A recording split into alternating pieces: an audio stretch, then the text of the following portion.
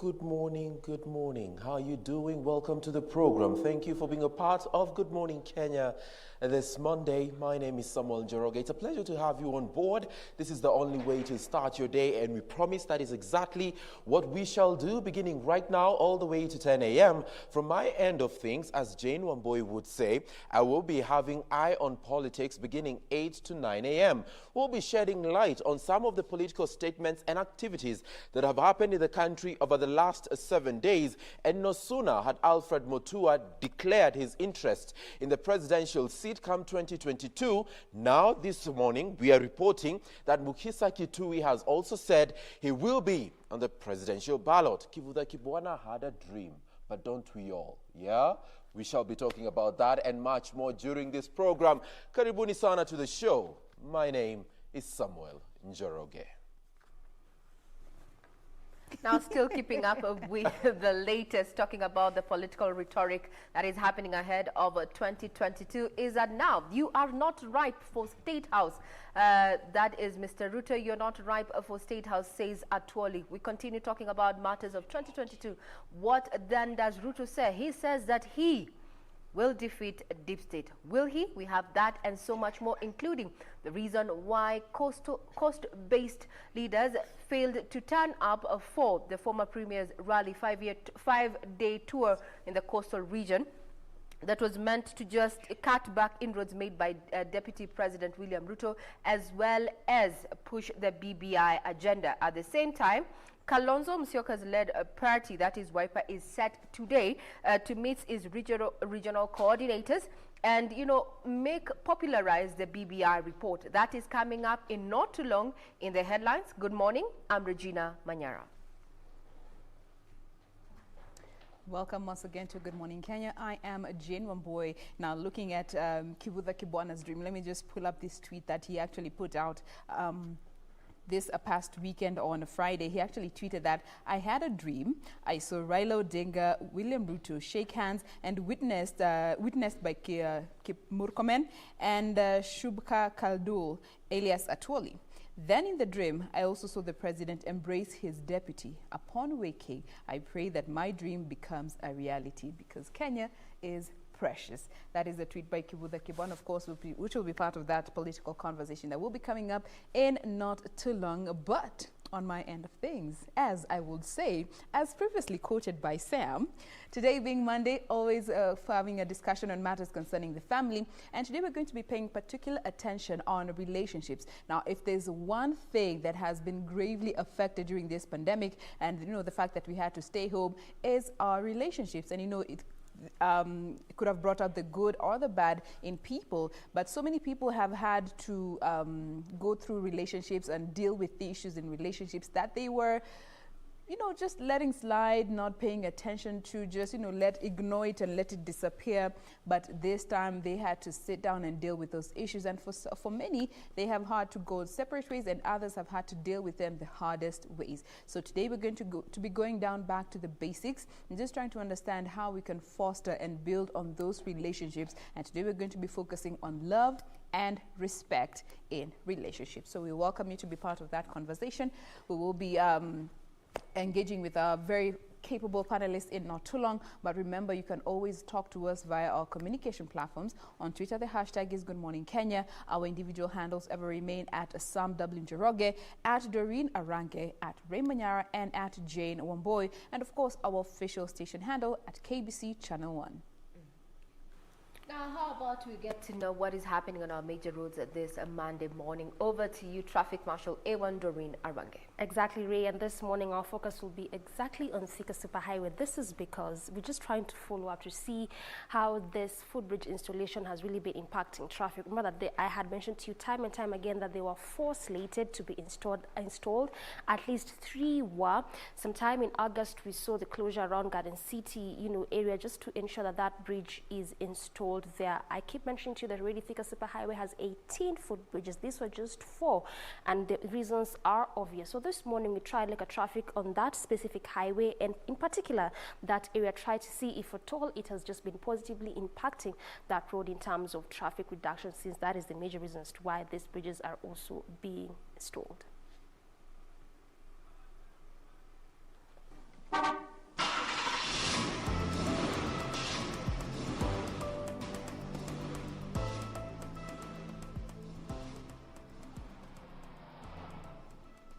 All right, and just as I mentioned to you a couple of minutes past the top of the hour, time for our first link this morning. Our focus will specifically be on Thika Road, and I will be trying to look at how traffic will be doing around Garden City Mall. But before we get to try to see around Garden City, wow, looks like traffic is heavy on Thika Road, coming all the way from, this is around the Pangani intersection, just all the way from Survey area, and you can imagine it's just a few minutes past 7 a.m. and this is how this road is looking like. I'm not so sure if that footbridge is it's really serving its purpose, because this is why it was also installed. Number one is to reduce on the number of accidents that were being witnessed along this highway, and then two is just reduce on the traffic flow. But look at this morning, just past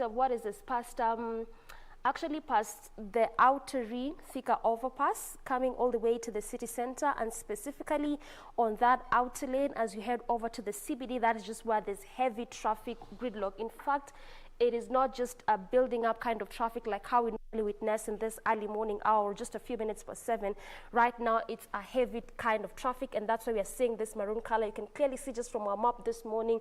And again, this is just specifically on that lane that is heading over to the CBD. Let's focus a bit on that lane that is leaving city center as you head over to the estates. They are alike on that specific one, and this is actually on both outer lanes. On that one, just moving at a pretty fast pace, no traffic at all.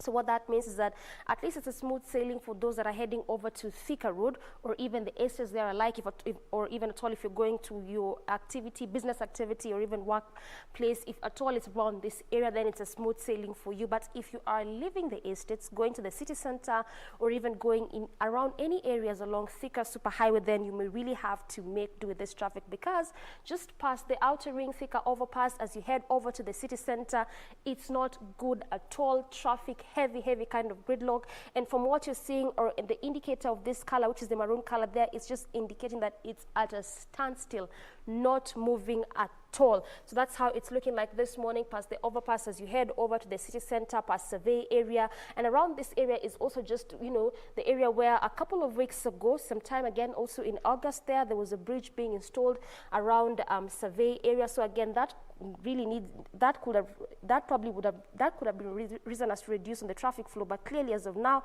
all the way moving even to this area around Muthaiga, coming all the way next to the Pangani intercept, which also serves a very good alternative route. Even around that area, it's not good at all. So again, also what that means is that if you are past Survey, past Utali, past the Outer Ring overpass, coming all the way to the city center, past Garden City, then clearly again you'll just have to make do with that traffic, because even around this area, which normally serves as a very good alternative route, right now doesn't really look good at all. This is around the Pangani intersect that joins you all the way to Juja Road as you come to the city center. But probably in the next link up segment, I believe it will be looking this bad, but clearly as of now, heavy kind of traffic, and it's not even changing at all. Remember that oftentimes when you look at traffic, at least we keep seeing changes every single minute, second.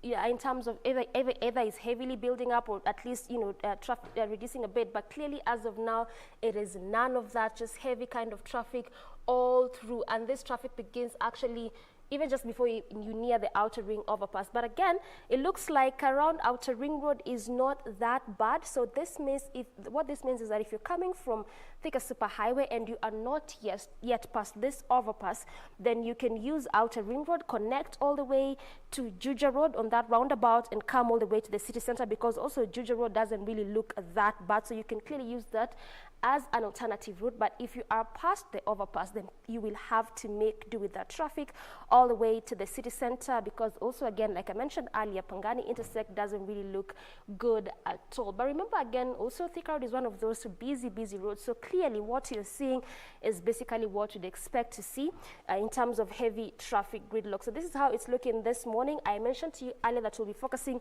on the area around Garden City. We haven't done that yet in this first link, but in the second link we'll be trying to do that, and also again trying to look for some clear alternative routes, at least this morning, because Thika Road is not looking good at all at this first hour, not looking good at all. So in the next look up segment, we'll be trying to look at the area around Garden City Mall, as well as try to look at some better alternative route for those that are applying that specific route as you're going about your activities, or even the city center this Monday morning. But as of now, this is how the road is looking like in terms of traffic, our focus being on Thika Superhighway.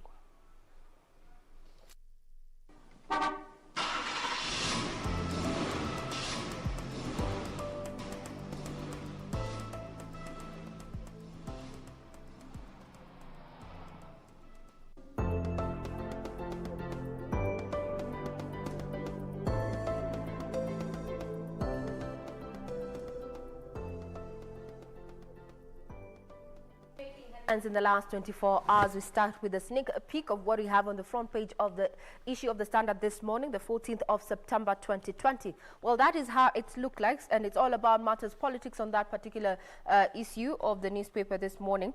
Ruto Raila in rough fight over Fowanjiko. That is what we have there at the top. Ruto Raila in rough fight for Wanjiko. Remember, the former premier was on a 5-day tour within the coastal region.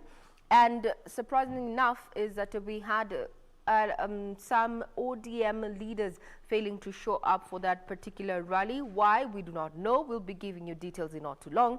Then the main reader there on the Standard, false step, comedy of errors as detectives chase wind for 48 hours in botched hunt for Kapseret MP Oscar Sudi, only for the lawmaker to turn himself at Langas, catching officers by surprise.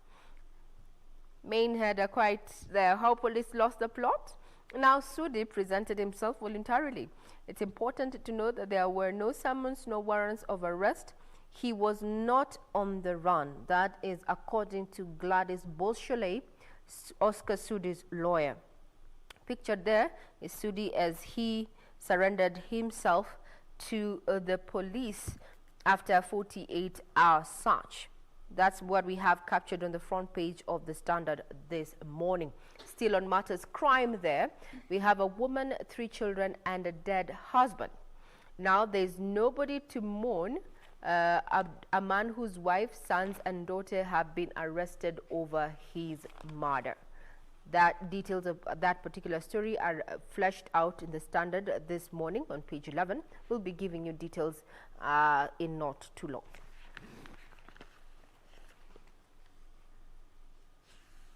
Now let's have a quick look at the Daily Nation, and starting just picking up from that particular story that you've mentioned right there, Regina. It is also highlighted here on the front page of the Daily Nation, murder in the family, where a businessman's wife and her 3 children are now in custody over his gruesome killing. And according to this particular story, it is said that the son said, "I did it," quote unquote. He confessed to that particular murder. We'll be giving you the flash part of that story in a bit. But looking at the main story here on the front page of the Daily Nation, it's Ruto Raila duel over Obado. Now, this is in regards to trying to secure the votes in the Nyanza area, because it has been said that South Nyanza has been quite tricky grounds for ODM. And in this time around, it seems like the deputy president is also looking to win at the heart of residents of South Nyanza. We'll be giving you details about that in a bit. Again, the similar story on the Standard, as is on the Standard this morning, in regards to Sudi surrendering, ending a 48-hour search, has been highlighted there. And of course, his surrendering being termed as a surprise to the lawmakers, to the police officers at Langas police station, where in Eldoret, where he surrendered himself, of course, in the company of his lawyer Gladys Beausoleil, who is the women rep. And also still on the front page of the Daily Nation, on the far left of your screen, pictured therein is Kalonzo Musyoka. And in this regards, he is now said to be hitting the ground running when it comes to rallying support for the BBI in Building Bridges initiative. Details of that coming up in a bit. And of course, this particular story about the revenue stalemate. Revenue talks hit a dead end again after a drum-packed weekend where the 12-member Senate 12-member team failed to reach a consensus once again. Details of all this and so much more coming right up here on In the Headlines. So I have the Star with me this morning, and it's all about presidential race come 2022. And Mukisa Kitui now says, "I will be on the presidential ballot in 2022. A quote from him reads, "If I was to run for office, I don't think I will run because I am someone's weapon.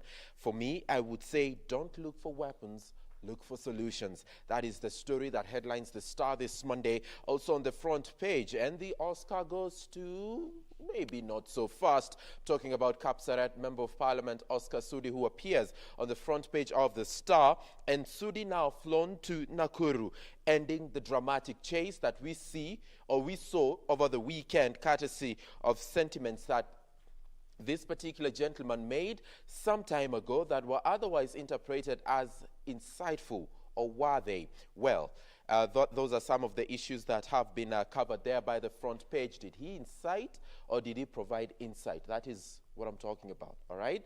And now, barely days after the Deputy President toured Kisii region, this week we expect Raila Odinga to be headed to Nyamira and Kisii counties in a bid to consolidate his stronghold areas. And you saw that popular bite that was making rounds on social media. Mlikuwa mnasema Kisii ni ya ODM. Well, ulisikia wapi? Tutapata kujua this week as and when Raila Odinga heads to Nyamira and Kisii counties, and that story is covered by the Star on the front page and also continued by extension on page 29 of this particular daily. Now, in as far as voices and opinions are concerned, we've got one there by Sami Gatere who talks about trumpet peace, I beg your pardon, don't beat the war drums. That is on page 21 of the Star, and we shall be giving you more details in as far as what this particular daily has to offer this Monday.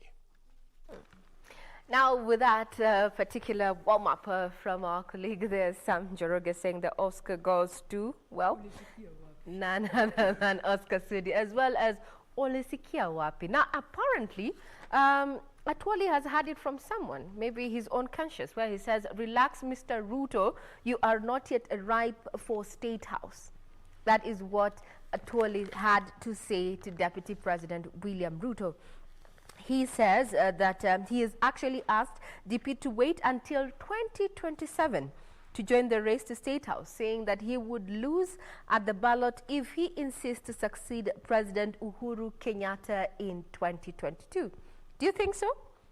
Well, definitely Ruto doesn't seem to think so. He says, well, can you find something better to do with your time? Please, give me a break. Page 7. Please give me a break. Get busy. Get something to do. Get something better to do with your time. Please give me a break. This was Deputy President William Ruto's message when he addressed a gathering at two functions he attended in Kitengela, Kajiado County yesterday. Now, Dr. Ruto urged those opposed to his 2022 presidential bid to let him be, repeating his earlier remarks that he was aware of a plot that he called the deep state and systems to hamper his efforts. Now, this comes now in terms of what looked like a rejoinder when we talk about succession politics in 2022 is that you will not buy your way to power, Raila tells Deputy President William Ruto. Now, Raila and Joho slammed Ruto, mocking his recitation of the Bible verses and questioned his approach to women and youth empowerment. Quoted there is Mombasa Governor Hassan Joho, you will not be elected because you are telling people you are born poor or they are poor. You'll be elected because of the vision you have. Now, this follows a 5-day tour by former Premier that saw a several number of, ODM leaders shy away from attending these particular rallies that was meant, first of all, to just cut back on Ruto's popularity within the region as well as popularize the BBI report. Deputy President seemingly there trying to hold his own against so much opposition in regard to the presidential bid 2022. Still keeping up with matters politics, we go to the Daily Nation, and this is in regards to that main story on the front page of the Daily Nation, the battle between Raila and a deputy president to try and secure the South Nyanza vote for the 2022 presidential bid.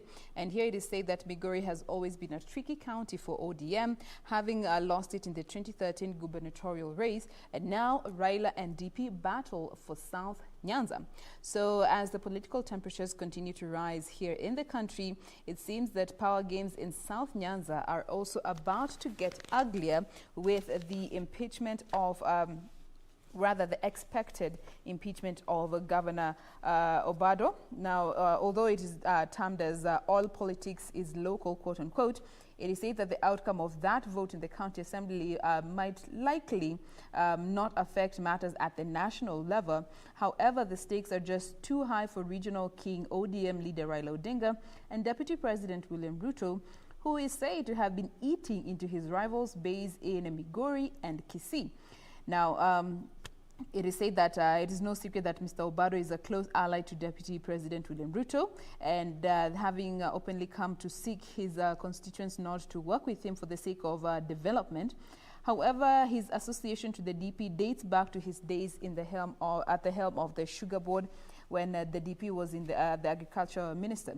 Now, according to a recent interview that Mr. Obado did, he told off people who are trying to control him and dismissed a section of ODM officials who are continuously doubting his loyalty to the party. And in his own words, he did say that people want to think for me and decide who I am and what I shall do. The freedom of association is in the Constitution and nobody can take that away from me. And he was speaking this in regards to his relationship with the Deputy President William Ruto, as now his county seems to be a stronghold that could help tilt the vote for either Raila or the Deputy President come 2022 for their presidential bids. Let's now move to the Star page 3. I'm sorry, I wish I could have you see these particular dailies or these particular pages that I'm talking about, but hey, trust my word for it. You find it in the Star today. Now, page 3 of this particular daily talks about we will rid counties of graft. This is Twalib Mbarak, the EACC boss, talking about the ongoing purge when it comes to fighting corruption within the counties. And the anti-graft agency now has fired a warning shot at governors that it resolve to rid their counties on wanton graft. Their resolve to rid counties of wanton graft is unshaken. That is the story right there on page 3. Also urging every county official to make sure that they are accountable of their actions. And this is following protest through the Council of Governors, where they said that they are a bit uncomfortable in the way EACC is handling graft matters. Is it a question of perception and illusions, or is it a question of investigations and ascertaining the truth? Now, that story right there on page 3 of the Star. You will also find various bites from COG Chair Wycliffe Oparanya on this particular issue, but the message is all too clear from EACC. We remain unshaken, we remain unbowed when it comes to the fight against graft, especially within our 47 devolved units. Page 3 of the Star has that story for you. Now we focus on matters of justice, where police officer crushes a man's testicles in cell. Now, a land feud between family members turns nasty as kin claim police tortured their father.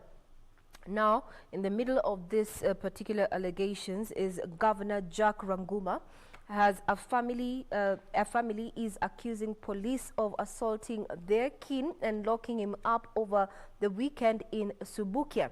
Now, Stephen Kabuyu, 57, was allegedly beaten by a senior female officer at Kiringero Police Station after his arrest on Thursday. Now, narrating his ordeal, he says that the police came to his village, and but the police officer was not, despite the calls to be lenient, he was not lenient.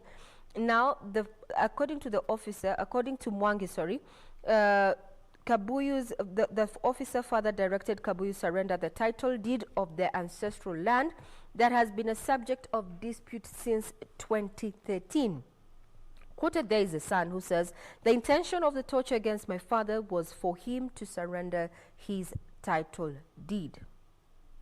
According to Subukia Police Commander Priska Nasio, admitted that the suspect was arrested on Thursday, but said that the police were still conducting investigations. Nasio said the suspect could not raise police bail for his release, and we need to conduct more investigations on the crime, and by virtue of the suspect not raising police bail, we could not release him. A police officer there crushes a man's testicles in a cell. This is a story that has been captured on page 12 of the Standard. And being that our directors, including the lights as well as the sound, are men, and our colleague here, Sam Joroge, is just cringing at that particular issue. Sammy. Ulisikia wapi? Why testicles? Zimekufanyia nini? What did they ever do to you? What did they ever do to you?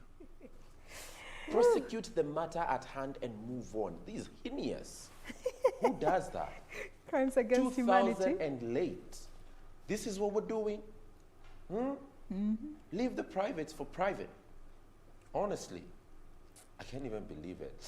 Well, remember, Really the police commander says, who's called Patricia Nasio, says, the person indeed was arrested, but they're still conducting investigations in regard to that alleged incident there. Where To the man ascertain what?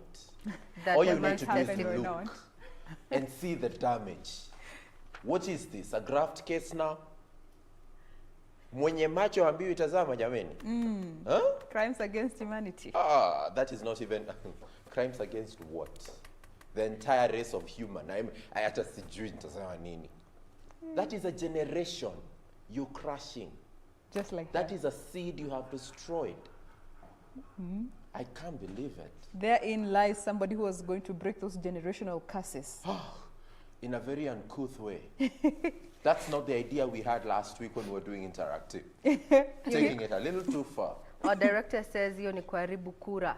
I don't know kama ni ya 2022, 2027, kama venye deputy something. president amambua subiri hadi 2027, but actually I just don't know. I don't know why the police have to act in such a manner. Not Some right. manner.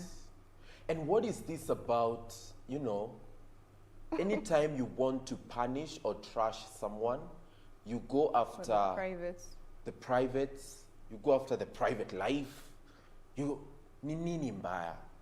Prosecute your issues like gentlemen and ladies. It's 2000 and late again, I'll insist. You should not be doing some of these things. No, it's not right. I also It's think not right. I think this is also a case that IPOA needs to delve into, because apparently this is a land dispute that has been ongoing since 2013.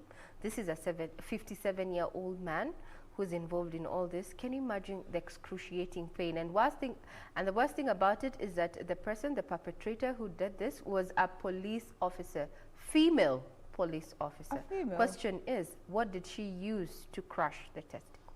Oh no, Regina. Just Now you're making it even worse. No, I'm sorry. It's just no, a story that has been it's captured. not from Anna an in the offense works. point of view. It's just that right now, what is going through my mind, it just paints an image. I'm traumatized. I need a shrink after this. Really, I need one. Well, since you are going through trauma, I can imagine what you're thinking about. But this is a story that has been ably captured on the Standard this morning on page 12. It's on the national read. Well, you can get to read about that, as well as a story that is alongside where over 100 families have been evicted. We'll be coming right back with more of what is happening in the headlines, stories that are making headlines locally, regionally, as well as on the international scene. Remember, we are live and we value your feedback. Our website is www.kbc.co.ke. And for all of you who are already tuned in, Mr. Athman, from wherever it is that you are, thank you very much for keeping us company, as well as everyone else who is watching this. Remember, this is the best way to start your morning. We take a short break. When we return, we focus on those stories making headlines. Do not go away.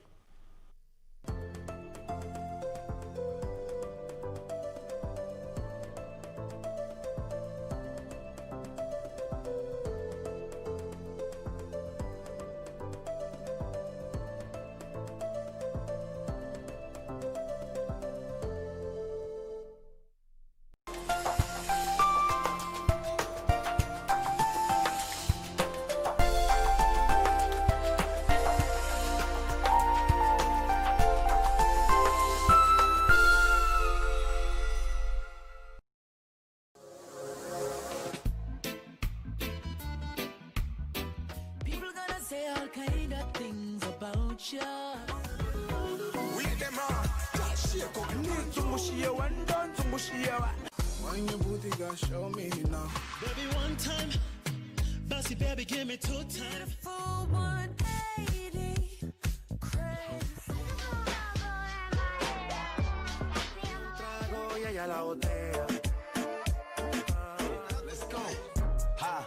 I needed some with some bop in it. Mamacita, where you at? I've been trying to reach you. Choro, choro, choro, choro, choro, choro. Te pago, mo, te pago. Katoto shepu awe, ayawe, ayawe. Pequeña katoto, camini pequeña, pequeña.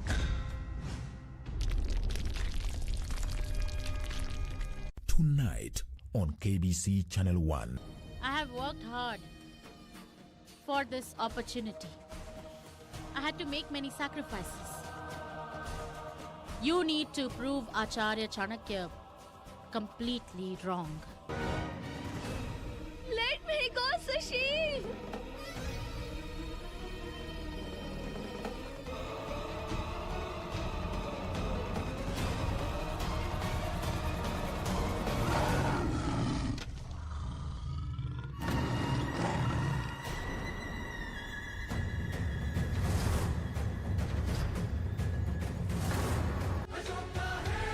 Tonight on KBC Channel 1. Mom, just tell me. When was I there? What was I doing? I need to know.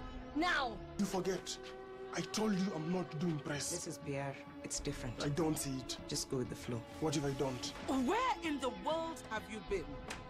You had me worried. You can't just disappear without letting me know where you're going. I can't live like this, Mom. Who are you? Someone who's got a long way to go.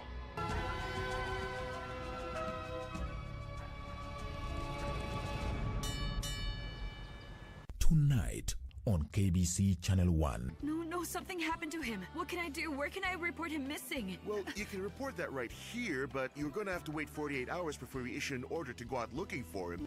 That's him. Pull over. Pull over. Ramon! Ramon! He's here. He left with Sophia. Sophia's here? Yes. Yes, she came here looking for him last night, and he left me for her.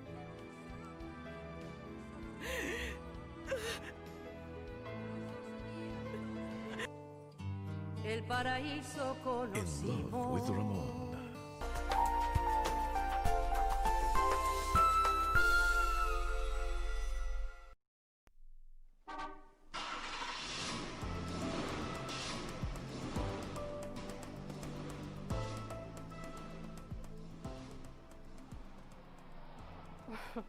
Well, there's just an interesting conversation going on in studio right now, but let's just look at what is happening on the roads in terms of traffic. Before we get to traffic around Garden City, I'm just trying to show you images of the latest footbridge to be installed along Thika Superhighway. This is the one around the Survey area. At least this process is already complete and done with.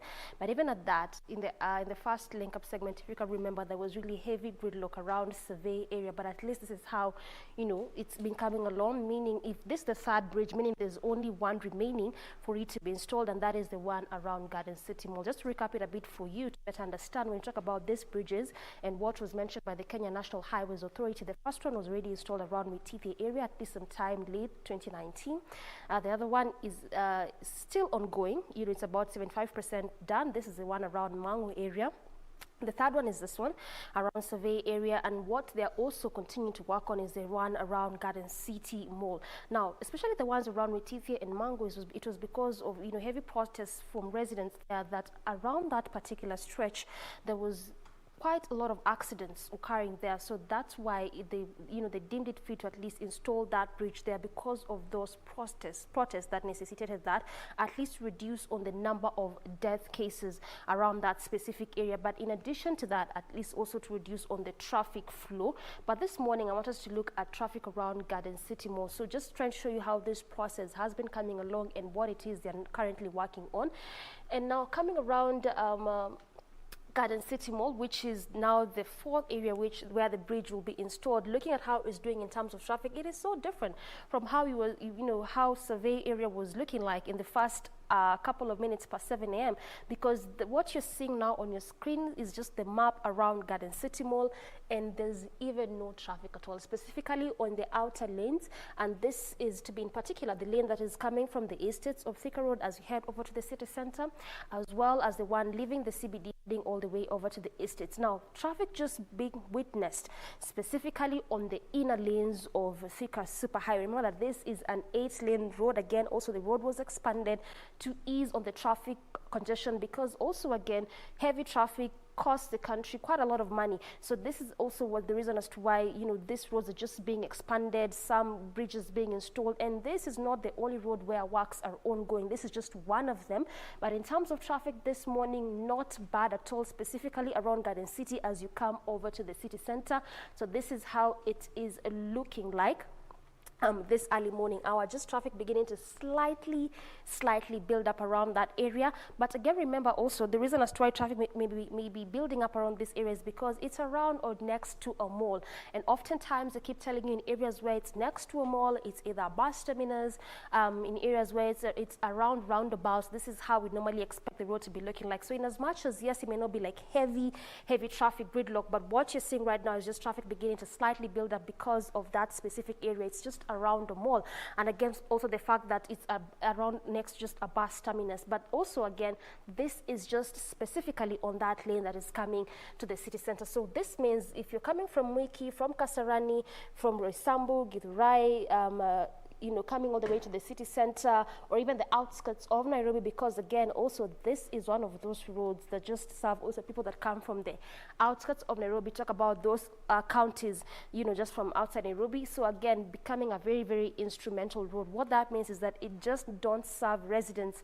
along Thika Superhighway, but also businesses as well as people coming from the outskirts of Nairobi. So that means if you're coming from those specific areas, coming all the way to the city center, just next to Garden City, it's a smooth sailing for you, no traffic at all, moving at a pretty fast pace. But again, remember also, I keep saying all the time that traffic changes every single minute, because if you can remember, in the first hour, it was nothing like this. In fact, it was heavy all through, just past Survey and slightly, you know, past the overpass. It was heavy gridlock all through. But clearly, as of now, in this area, which is our focus this morning, traffic along Thika Superhighway, in particular around Garden City Mall, not bad at all, moving at a really, really fast pace. And it looks like this is coming all the way just from which space?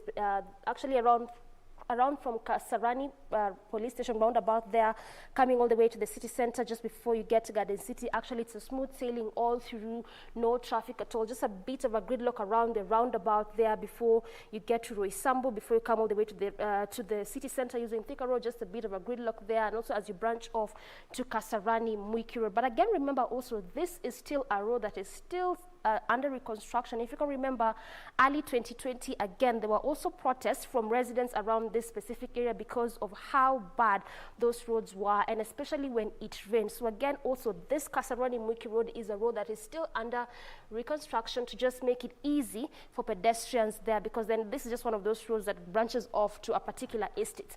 But coming again to that roundabout, as you head over to the city center, this is the Roysambu roundabout heading all the way to the CBD. It's just basically what we would expect to see around roundabouts, traffic beginning to slightly build up, but even at that, it's just a manageable kind of traffic. So it just looks a bit different from how it was in the first link, because quite right now, a bit manageable there. But again, also before I wrap it up for this hour, I saw that nothing had quite changed around the Survey area, because if you can remember again, in the first hour, in the first couple of minutes past 7, it looked just as how it is looking like this morning. So again, what this means is that in the third link segment, I will definitely be trying to look at some good routes, alternative routes, because as of now, we haven't done that yet. But at least for those coming around from Garden City, heading all the way to the city center, a smooth sailing for you, no traffic at all. But I promise in the next link up segment, we'll be looking for good alternative route, especially for those coming all the way to the city center, just past Survey area. But as of now, in this hour, this is how the road is looking like in terms of traffic around Garden City Mall, just a smooth sailing for you. You doing that?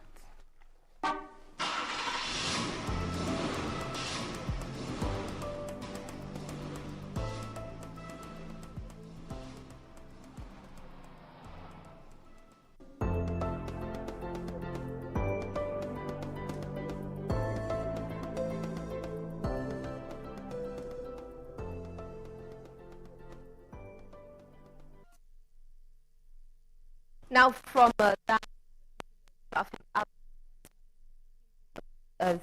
thick high We get back to making headlines. Start off with matters of crime, a story that has made it to the front page of the Standard this morning. Now, a woman, a children, and a dead husband. The crime is that there is nobody to mourn a man whose wife, sons, and daughter have been arrested over his murder.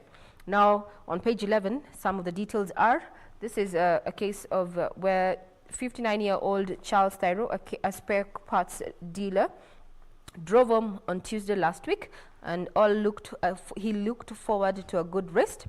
He, however, had no idea that he was about to go through hell and never return to identify his tormentors. Now, according to police, one of Thyro's children, his son, killed the father with a crude weapon inside the house. He then bundled him up into Thyro's vehicle before hurriedly driving to the Medihill Hospital at around 8 a.m., pleading to have him treated.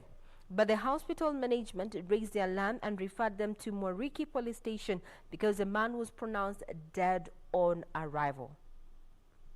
Now then, the body was taken to Nakuru County Mortuary pending an autopsy. On Thursday, that is last week, the suspect was surrendered himself to Moriki police station and was later handed over to the DCI Nakuru East for interrogation. After his surrender, he led the police to Ndegendimu area in Bahati sub-county, where he had hidden the burnt blood-stained clothes belonging to his father.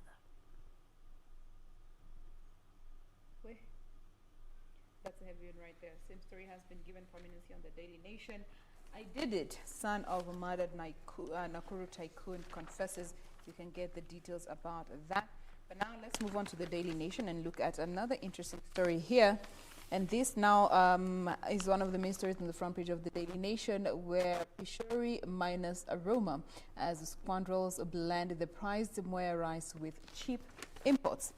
As it has emerged that a multi-million shilling racket in which cheap rice imports are blended with the highly valued Moya Pishori has been going on in the country and taking millions of consumers for a ride in this regard. Now, while Kenya's paddy-grown rice in the Moya Plains is highly prized for its aroma and quality, and you can really tell from the scent that it gives out before it's cooked and even after it has been cooked, and this is pure Pishori rice. There has been poor quality rice that is being imported and sprayed with a perfume that is chemically made, and it has properties that bring out this aroma. Now, this cheap imported rice is sprayed with a chemical that has a scent that resembles that of the Pishori rice, but compared to the original one, it loses this scent when it's washed, as opposed to the original Pishori, which maintains this scent even post-cooking. Now, on Saturday, there was a multi-agency team comprising of the DCI, the Kenya Revenue Authority, and the Kenya Bureau of Standard that destroyed contraband rice that was said to be worth millions of shillings that was destined for kitchen tables here in the country. Now, as we all know, the Moya irrigation scheme produces 76% of paddy rice here in Kenya, and there are cartels that have been buying high-grade Pishori and mixing it with low-quality products from Asia and pass it on to unsuspecting buyers. And this has also led to prices taking a nosedive for farmers who are actually in the Moya region, and now they're worried that these unbranded cheap imports have taken a toll on the locally produced rice. And there was one, Miss Mary Mumbi, who actually said consumers come for Moya rice for the aroma that can be smelt from the packet, but they are finding it hard to tell the real one from the blended one. And she actually pointed out a few things that you need to look out for when you're going out to buy rice, to just know which is pure Pishori rice and which one has been sprayed with the Pishori aroma. And number one is that you need to look out for a nice looking slender grain, and number two, the amount of broken grains should be minimal to zero. So those are the two main things that you need to look out for when you are going to purchase your rice. And also looking at the financial figures that have been pointed out here when it comes to rice farming here in Kenya. It approximately costs 28 shillings for a farmer to produce a kilo of paddy rice, and there are 300 brands that have been approved by the Rice Release Committee here in Kenya to market rice, and it also costed 20 billion Kenya shillings to construct the Thiba Dam, which is expected to boost rice production here in the country, and is more specifically focusing on the Mwea irrigation scheme here in Kenya. I'm really trying to go through the dailies in a bit to just look for a positive story, because wow, Regina Pierre tutafutia angalau kamoja positive. Please, it's a Monday, it's a brand new week, it's a morning, so let's vibe on into it. But with the Star, as far as the Star is concerned, wildlife population has decreased down to 68% when you compare this period 2020 to 1970. And this report has been given by the WWF. The global population of mammals, birds, amphibians, reptiles, and fish has declined by 2/3 in less than 50 years. And this is largely due to environmental degradation, human-wildlife conflict, among a host, climate change too, among a host of other factors. And this now presents a comprehensive overview of the state of the natural world through the Living Planet Index, an indicator of the health of the planet. Clearly, we're not doing well, and this particular story has been highlighted there by the Star. Also, the controller of budget now faces probe over the 63 billion Kenya shillings medical equipment project, and Nyakango now defends her office and that of saying that the predecessor did not have any wrongdoing on his part. Remember, the controller of budget earlier on who took over, that is whom Nyakango took over from, that is Agnes Othiambo, and now she says that both did their best to execute the mandate of this office in as far as this particular procurement of this medical equipment project is concerned. It's still a matter before the Senate's ad hoc committee on MES, or Managed Equipment Services, and we'll be getting to give you more details as and when we get them. But as of now, Nyakango defends her office, saying that even her predecessor, that is Agnes Othiambo, did not do any wrong when it comes to procurement of the medical or managed equipment services. Find that story on page 8 of the Star today. Trying to keep it positive after highlighting some details or other stories that have made headlines in the last 24 hours is that a reprieve, especially for domestic workers abroad. This comes at a time when the state has set up a migration fund to aid Kenyans abroad return. Now, the government plans to set up a migrant fund for the first time since independence, and Labour and Social Protection Cabinet Secretary Simon Chelagui has disclosed, and the funds will make it easier for the government to facilitate return of Kenyans working abroad or residing in those countries should they encounter problems with their employers.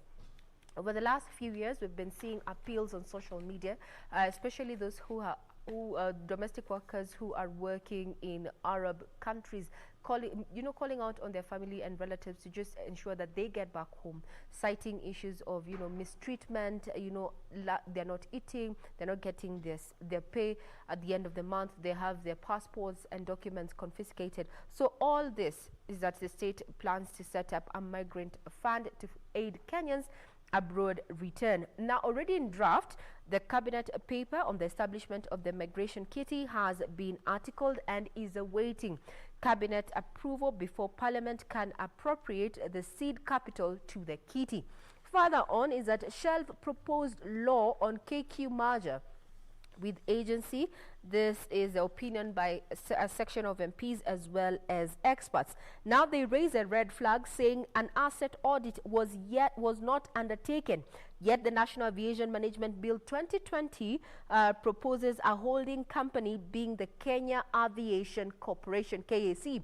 Now, pilots have also taken issue with the merger, citing breach of aviation protocols, which could compromise air safety and go against the international practice. Now, this is what experts are saying, as well as a section of MPs saying that the proposed law raises weighty legal issues which players should address to avoid sinking the national career further. We'll be keeping tabs on that particular issue, or in as far as the KBC Business Desk is concerned. Remember, this has been quite controversial. That is the Kenya Aviation Management Bill of 2020. We'll be keeping tabs on which direction this bill takes. Let's now move on to the back page of the Daily Nation, where there is no white smoke in Senate revenue formula standoff. And sources have said that the two sides have hardened their position in regards to this particular stalemate about the revenue sharing formula. Now, the special committee that was formed to broker a deal in the protracted battle has hit a deadlock, as has been written here. And after what has been termed as a weekend full of political drama, the 12-member committee formed by Speaker Kenneth Lusaka to develop a consensus on the third-generation formula failed to reach a consensus. Now, a fact that emerged yesterday is that the two sides, if anything, they have only succeeded in hardening their stance in regards to this particular vote, and it is now being said that now a vote is what is going to separate them.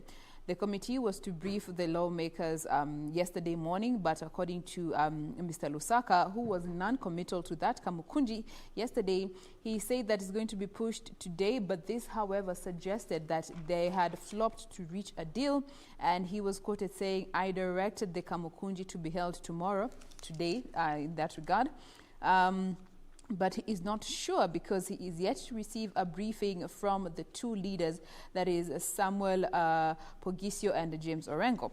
Now, in his communication to the House last week, he had guided the committee to hold a consultative session with the House leadership last Thursday, which never took place for that matter. And in that session, he was supposed to offer an opportunity to explain to the leadership the progress that this committee had made since the 17th of August. Now, he further on went to say that the committee is still conducting its business and has been updating the House leadership on its progress. The possibility of a deal is promising. Those were his words. However, still looking at that particular story is that sources are now telling the Daily Nation that the 12-member committee had two recommendations. The first one, which is being pushed by quote-unquote gaining counties, is for the adoption of the proposals contained in the report of the Finance Committee as the third basis of sharing revenue. Now, the group says that the formula, if adopted, should be implemented in a 2-year phased period, and then in the third year, the counties that are going to be losing out are going to be compensated by a 10% from the original 316 billion Kenya shillings, bringing the total then to 325 billion Kenya shillings. That is how far we have come in regards to this particular standoff. And I don't know what you guys think about this particular standoff. I mean, there are medics who haven't been paid since July because there is no money going to the counties. And still here we have this Kamukunji that is, if anything, that's succeeding at is just not agreeing. Sam? Hey, what's up? Ulikuwa umekasirika sana. No, Mizi, I just expressed myself. Unajua ni pork fungua roho, life is short. Yeah. Yeah, you don't want to die because of bottling things up in your system. But in as far as the revenue allocation is concerned, for me, it's a sad state of affairs. We've had devolution ever since 2013. Mm-hmm. We know this is an exercise that is going to happen on a yearly basis. How we are not able to agree up till now, I do not understand. And to make it Advisories have been given by the Supreme Court. Mm-hmm. Interventions have been made by the executive even before. So I wonder what this political interference has got to do with it in as far as division of revenue is concerned. And you remember last year when we had the governors march in protest to the Supreme Court to sort of, seek an advisory opinion and direction on this matter. And they said the reason they were doing that is so that the country does not find itself in the position that it was last year in as far as division of revenue is concerned. Flash forward 12 months down the line, we are still within the same problem, talking about the same issues, a stalemate, deadlock. I mean, don't we ever get tired? When shall we style up? We know each and every financial year we have to divide revenue. Yeah. How we are not able to agree on the factors to lead us towards that division is something I do not understand. up till now. And Someone needs to break it down to me like a 2-year-old. The Because I just bit, don't. The worst See, bit is the understand? citizens who are the ones that are suffering the most. The Kenyans are Yeah, the they ones do who are suffer. suffering the most. And actually, you know, even last year, they were Yeah. talking about the census, which was going to create a proper basis to divide revenue, come this yes. year. As much as the total report or the wholesome report, which takes a year, it was released in August, right? It takes a year. But prior to that, we had the 3 months report, we had the Preliminaries, 6 yeah. months report, and that was sufficient enough. guide. There has been no change in parliament. The people who sat last year are the same people in that house this year. They're the same people who promised us that we will not be in this again. They're the same people who told us now that we'll be having a census report, we'll be having something to guide us when it comes to division of revenue. And now they're saying, Ati, there is no white smoke. Who is fooling who here? And you It know, has they're nothing to do with- suggesting, it they're has suggesting nothing that to do with we, revenue. they're suggesting that we look at the census population from 2009, not 2019, when it comes to sharing the revenue. Even if that was the case. How retrogressive is that? I mean, look at the Thank you. population. Huh? It has blown up by about what? Almost 5 million since the previous census. It's true. And they want us to go back to that because they cannot agree. And to make it worse, there is a 12-member committee who are supposed to help ease in the situation. I mean, really, is the Senate the upper house, quote unquote? I don't want to be politically incorrect. These are still some things we're pondering about. And why are you now trashing the 2019 report if you are not comfortable using the 2009 report last year? Why is it that this year sasa ile mlikuwa mnangoja sasa imekuwa mbaya? Mnataka kwenda 2009. Retrogressiveness. No. For me, I read a lot of selfishness in all of this when as far as our leaders are concerned. Then remember, there's this, Kenyans need to understand that government does not generate revenue. Government does not have its own money. Government's monies are your money, my money. We pay taxes. That is the money that we're talking about. And I really want, when you're talking about matters politics, Sam, I'd want you to just try and interrogate, maybe help us understand then what role does Mwananchi have to play in this particular stalemate? Yeah. Because if you look at it, yes, what then can Mwananchi do, you know, to ensure that this actually comes to a close? Because at the end of the day, we are the ones who are suffering on ground. And if you look at, in the spirit of the Constitution 2010, it was about the devolved units came, you know, to try and end marginalization so that we can all pull together to the same direction and that we develop the areas, those small devolved units. Now, we cannot decide. We cannot decide how we share these monies. Is it because of selfish interests or politics? I just want to know what role can a citizen play in this situation? Because if the Senate cannot do it and MPs cannot do it, then can Wanjiko do it for herself then? You see, I think we need to look at that. What is the option here? But aren't we a reflection of our leaders? Now that's the problem. The option here is plain, clear, and simple. I said it last week. High standards will protect you from low quality experiences. What are the 4 Ds that you gave us last week? Discipline, dignity, decency, and decorum. That is what we're lacking. That is what we are lacking. And we put ourselves in this position every 5 years. And what Wanjiko can do right now is watch and not do anything.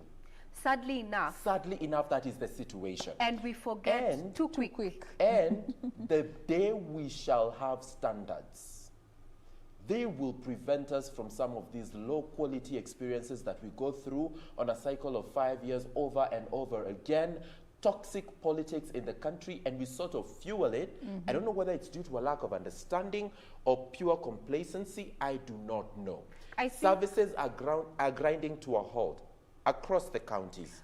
Frontline workers have not been paid in some of the counties. Most of the counties. I understand the grievance there. But you know what? Honestly, there is no money. Because even the counties are coming from a point whereby they were trying to, you know, channel funds that they had kept even for emergency to fight COVID-19. And now that money is getting depleted. And have we forgotten the fact that we hardly even account for money that we've been given before? Yeah. when I want oversight committees I with the also want Senate to and the challenge- National Assembly, squeezy wanaitwa sanitizers. Now I want to challenge that statement, Sam, where you said there's no money. Kenya Quote has unquote. billions and billions of money. If we can look at the graft cases that Grand various graft institutions are, cases. prosecuting, we have money, but we'll go back to the 4Ds. Wanjiko needs to be alive to the fact that she drives The nation. the direction that the leadership should take in an utopia kind of setup. But unfortunately, we've been enculturated that after every 5 years, we are voting for someone who comes from our community. The one who insults more. Mtu wetu mwenye The one who anapiga shouts kelele loudly. sana, the one who shouts loudest is the person who we're like, huyu ni mtu wetu, huyu anatuongelelea. When will we wake up? When will we be angry enough? And on You that don't even note, need to be angry. that brings a close Just be trained. to the headlines this morning. Remember, we have so much in stock, as well as talking about matters politics in not too long with Samuel Njoroge. But before we get to that, there's this caricature that I'd like to just get a quick, on your screen, interpret it for yourself. It is here on the Daily Nation. Let's just have it for you quickly there on the screen. Upper it's been written, the last bullet. Picture therein is the bullseye with the presidency title on top of it. 4 side shots, 1997, 2017.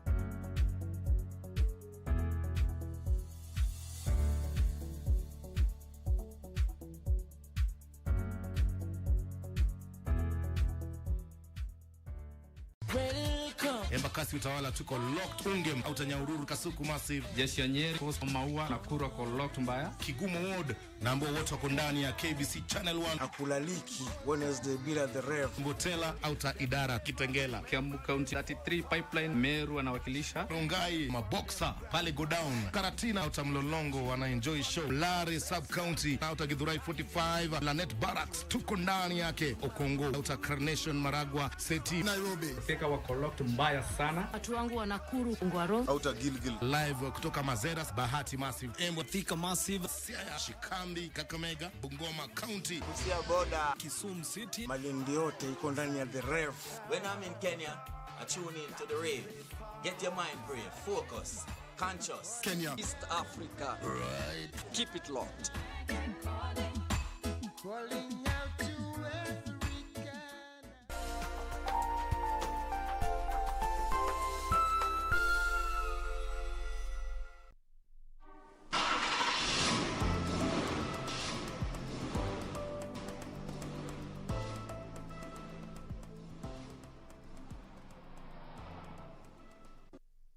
And at 4 minutes past 8 a.m., let's look at how our roads are doing in terms of traffic. But I know you're seeing something totally different from your screen this morning. This is not our map. This is because there's just a new update from the Kenyan Urban Roads Authority that there's actually going to be a closure.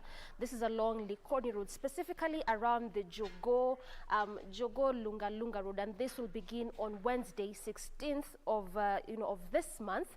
That's actually when this closure will begin, and this is to ensure that they expand that road from a single to a dual carriage road. Now, there was a time the Sami said, why don't we look at how traffic does, especially inside the estates? Now, remember, this is one of those areas which we'll be focusing on, especially when this closure starts, because around Lunga Lunga Road, this is actually a road that caters for all those industries you can think of. Talk about House of Manji and all the industries there alike, as well as those estates such as Mukuru kwa Njenga, Mukuru kwa Ruben. So clearly, as they want to expand this road, obviously it's not just because of the industries there, but also at least to make it easy for the residents that stay or live along this specific route. So, and as an end and as and at when this process commences, or when they begin to actually expand that road, will be this specific road will be keeping tabs to see how that is coming along and how this is impacting traffic.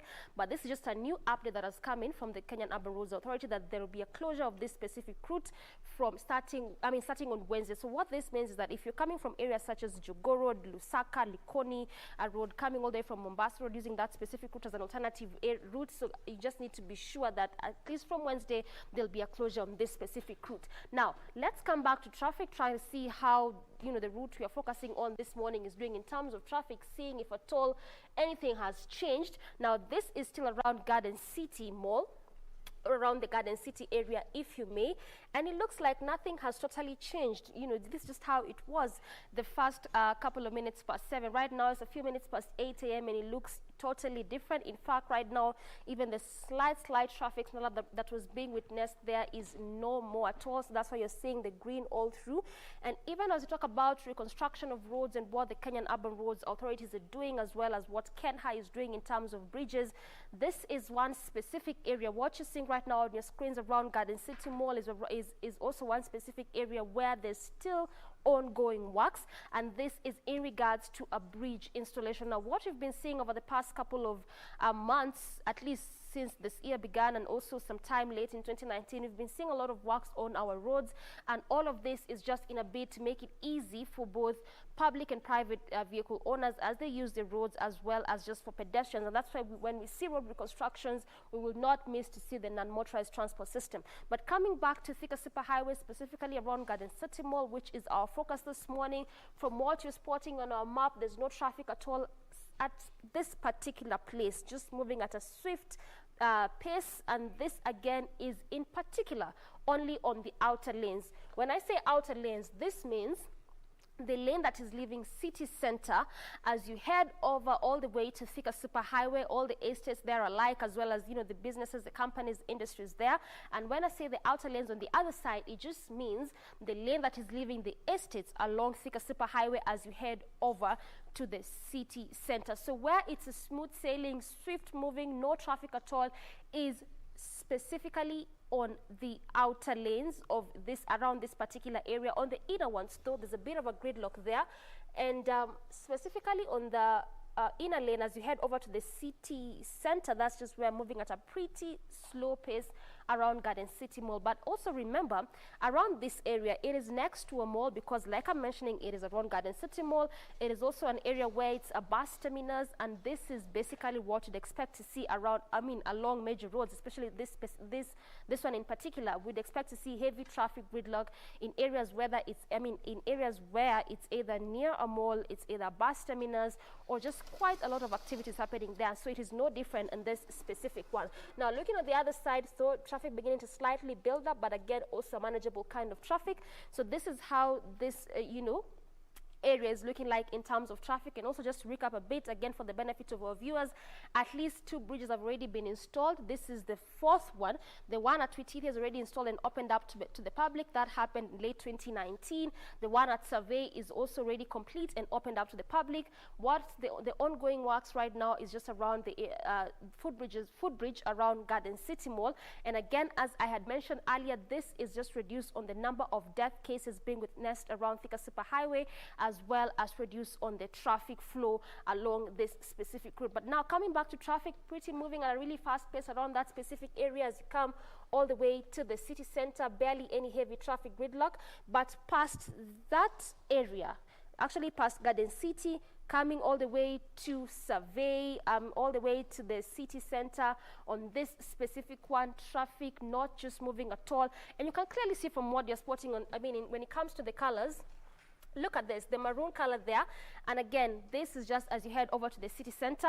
This is past Garden City, next to the just before you get to Survey, at the Outer Ring Thika overpass. On this specific one, building up, not even moving at all, just at a standstill. But also, I had mentioned to you earlier that Outer Ring Road can serve as a good alternative route in the first hour.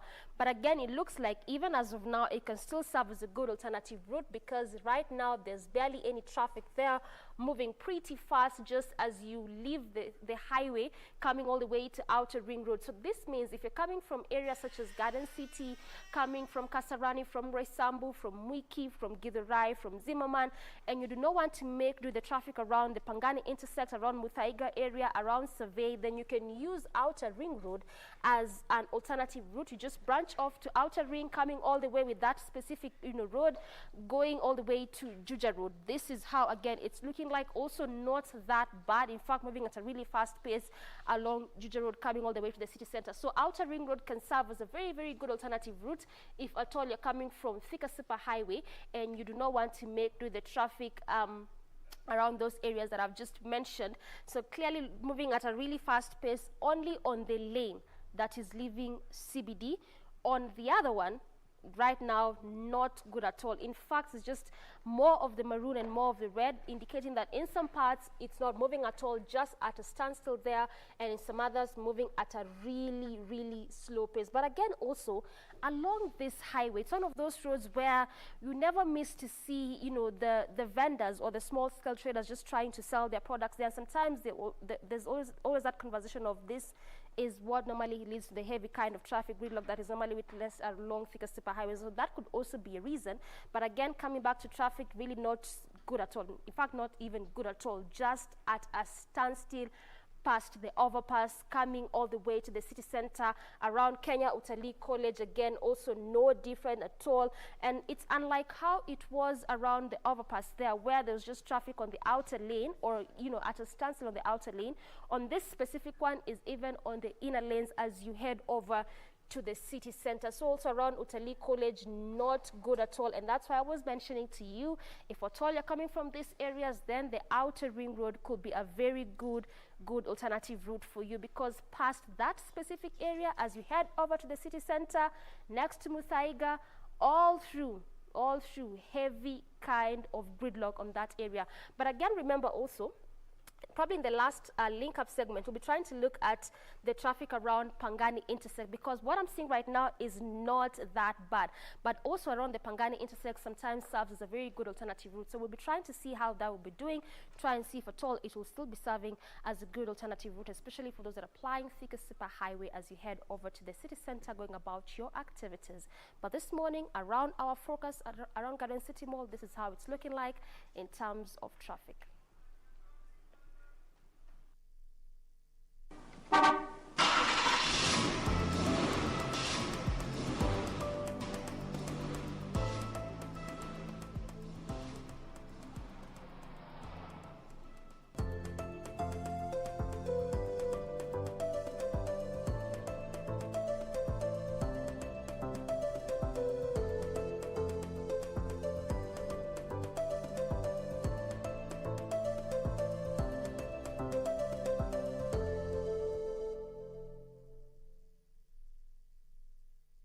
I'll just say thank you so much, Doreen, for that. I will not go the ray direction of Traffic Marshal A1 HSC.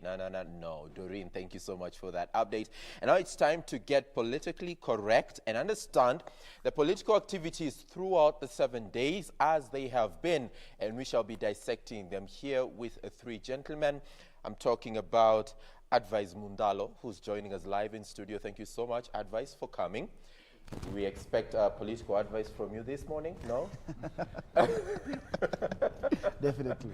Karibu sana. And for the Asante first time, I am hosting Frederick Sasia, whose profession is an engineer, but he is a political commentator. Karibu sana, Frederick. Asante.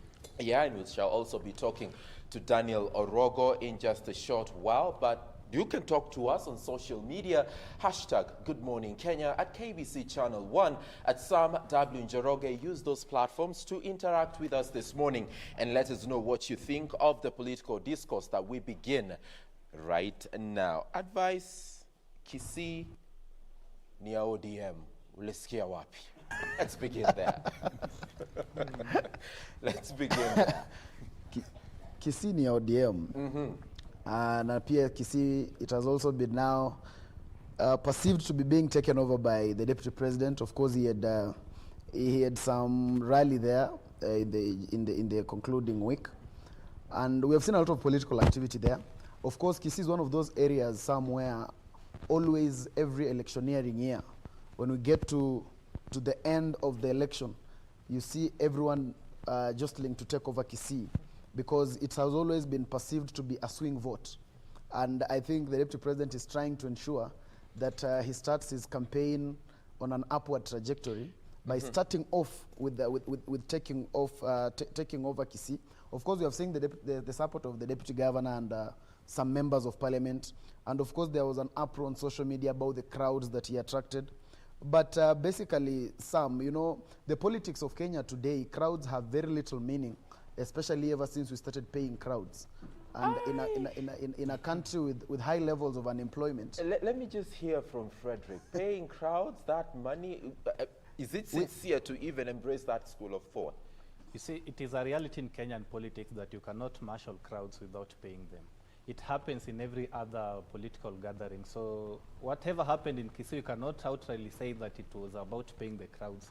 But you understand the deputy president has been concentrating in places perceived to be not so much politically stable. That's why you've seen him walk in Kisii. He's been in Western Kenya and most probably in Mombasa or Coast.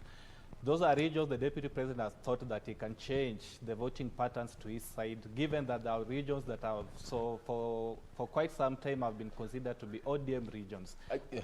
And I can accept personally that the deputy president is making inroads in such regions. But we've not seen the other people walk there.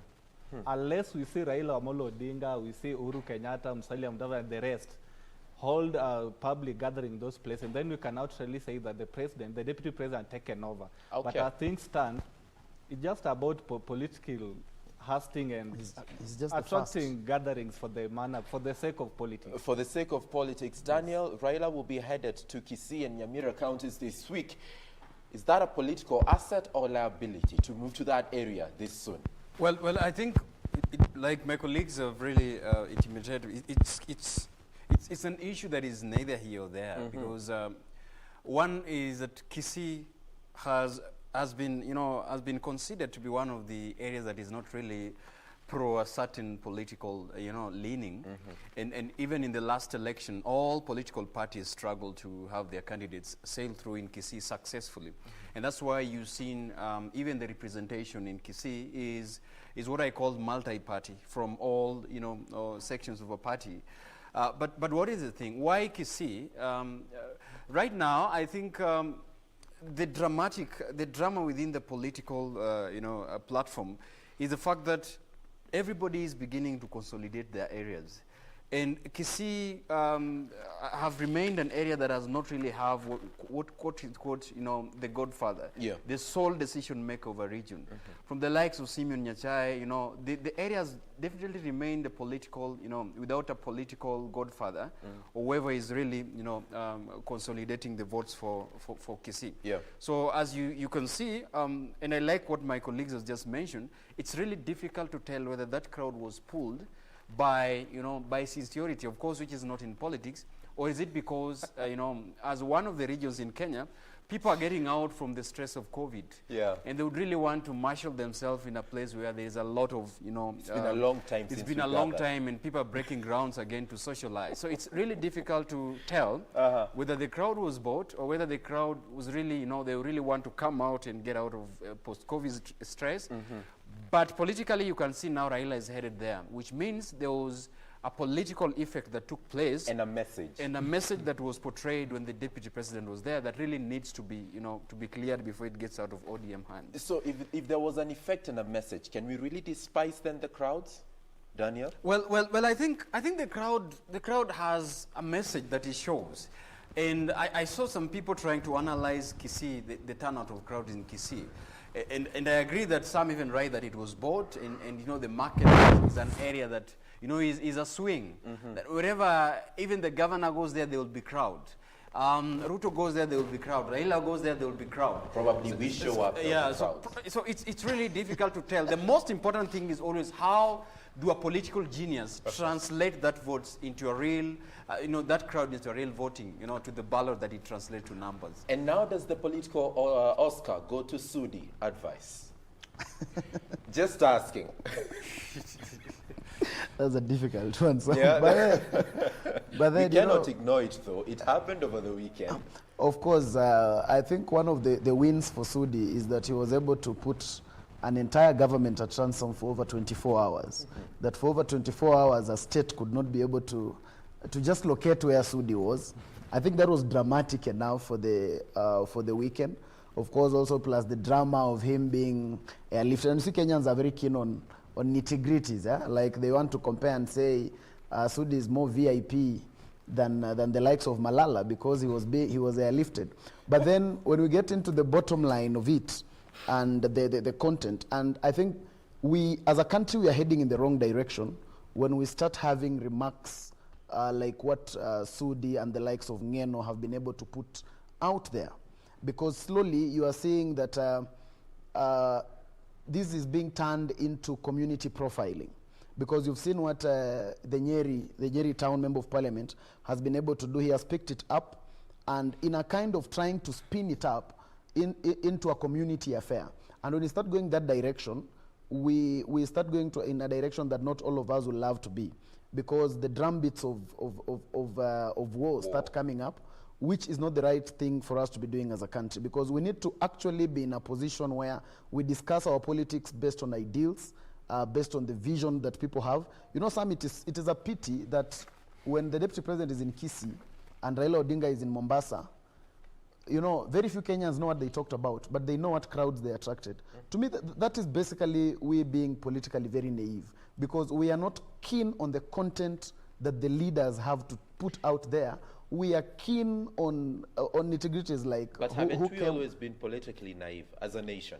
Exactly, and that is why that is why it is a pity, because over 50 years down the line, that is actually not where we should be. And in my view, I think we are actually even retrogressing in terms of the citizenry and how political they can be. Because before multi-party, we saw some honest fights for the rights of people. We saw the citizens fight for their rights. We saw them come out to defend the likes of Tom Mboya. We saw them come out for the better good. But today, even in fact, the citizenry is more political than the politicians, which is a pity. And that's Frederick. What is this that is in the winning cluster for a Kenyan politician? You see, first you have to agree that the political space in Kenya is a mass of lies, hatred, folly, and even schizophrenia, because you understand they don't advocate for a certain ideology that resonates very well with the common mwananchi. You understand that the political class have made it a battle of abuses. Whoever abuses most, whoever is so vocal, becomes a political king. You see, what Ngeno and Sudi did is something that we need to really condemn, because we live in a society that we need to change the political atmosphere. I've seen people related to chapter 4 of our constitution, which speaks of Bill of Rights. But we have to understand, under chapter 4, article 33, the constitution is very clear. Subsection 2 speaks about the limitations at which one can exercise the rights to expression. It says that you cannot exercise to an extent of hatred, propaganda of war, and even advocacy for hatred. It goes ahead under subsection 3 that says that in exercising your right of expression, you need to respect the other person's dignity and the respect he deserves. So you understand what Sudi did and Ngeno is something that we need to condemn, because it is not really political right. It is not even something we need to be airing on a daily basis, because it is reminding us the memories of 2007, when people started beating up the drums of war and people enjoyed and celebrated. But after the elections, we saw what happened to this country. But have we ever been serious to really reflect on 2007, 2008? Where's the TJRC report? What becomes of NCIC, right? Some of the issues that were raised by the Kriegler Commission, do we even make reference to them in the first place, or are those reports somewhere gathering dust? You see, that is what happens when you put trust in the political class to implement all reports and offer solutions for the problems they create themselves. Because in Kenyan setup, we believe that the political class is the ones to solve our issues, not knowing that they're the people who create the same issues we expect them to solve. The politician we elect. Yes. So can we be trusted to make those decisions? We are the problem, because Kenyan politics is like a soap opera of regrets, and whenever a political circle comes, we run to elect the people, a bad character in the society, who represent us. So actually when they go there, we expect them now to behave nicely. Yet when we elected them, they went on the ideology of bad manners. They will not reform. We need to elect good people into our politics. Otherwise, we'll continue walking the same path. Every after 5 years, we are tweeting regrets, we are complaining. The next election, bad characters, and the cycle will continue. I feel like this is a case study where the definition of good and the Constitution being clear needs to be defined. But before we get to do that, let me get the thoughts of Daniel on this particular matter. Well, I think you know, insinuating from where we left last time is that we were talking about the functionalities of the commissions that are, you know, constitutional. And I think it's quite interesting that it appears in this discussion again. One of the issues that we have actually failed to fast track is what are the capabilities of this institution, you know, trying to independently, you know, expedite their work minus political interference. Now, when you mentioned NCIC, now one of these, the commission's NCIC has been touted for, you know, instead of being looked at a holistic commission that deals with, you know, peace and security, it has been termed as a hate speech commission.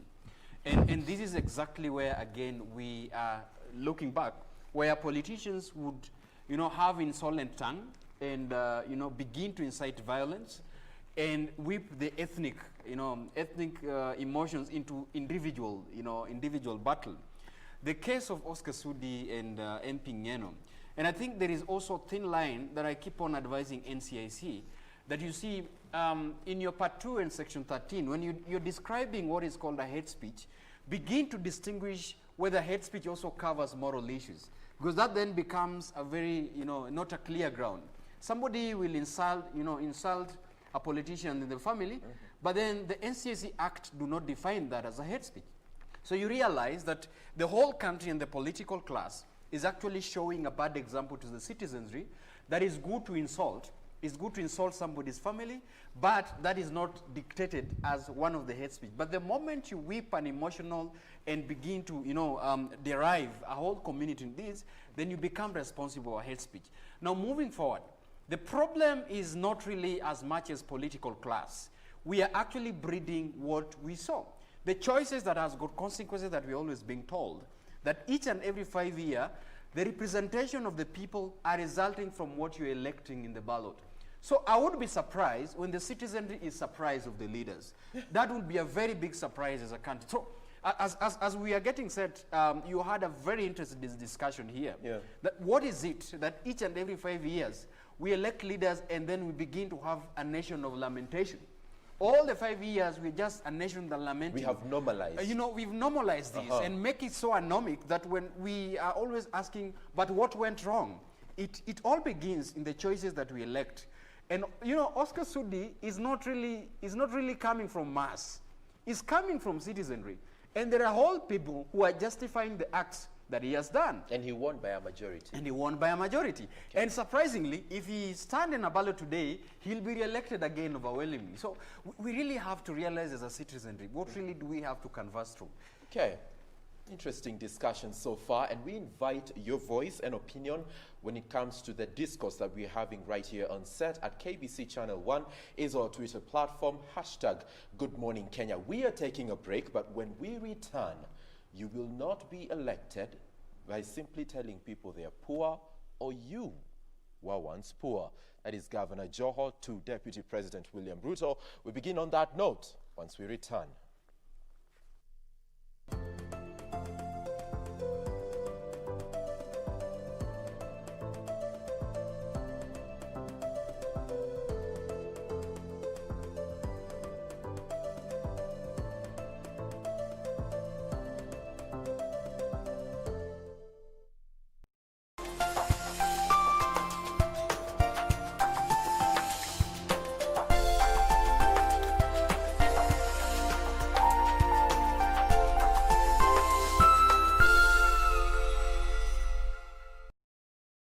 KBC, in collaboration with the Kenya Institute of Curriculum Development, is broadcasting enhanced out-of-class learning on radio, television and online. Catch the lessons every weekday on KBC Channel 1 from 2 to 4 p.m. on KBC English Service and 15 FM from 9:15 a.m. to 5 p.m.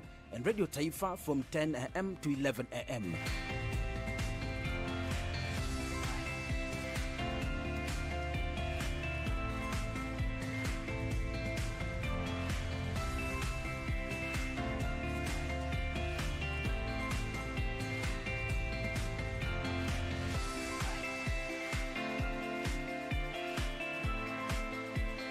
KBC English Service, Radio Taifa and 15 FM are also available countrywide on the free-to-air Signet digital TV platform, or log on to www.kbc.co.ke for live streaming or download the KBC Online app on Google Play Store. Kenya Broadcasting Corporation, ensuring learning no matter what.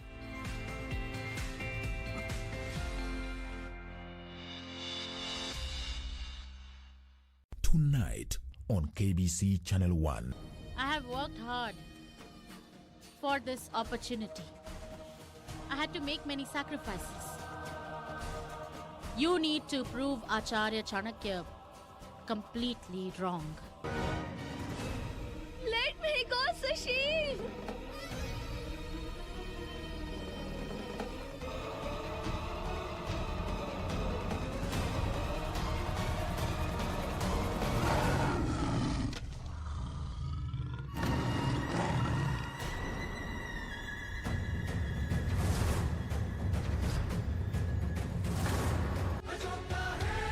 Tonight on KBC Channel 1. Mom, just tell me. When was I there? What was I doing? I need to know.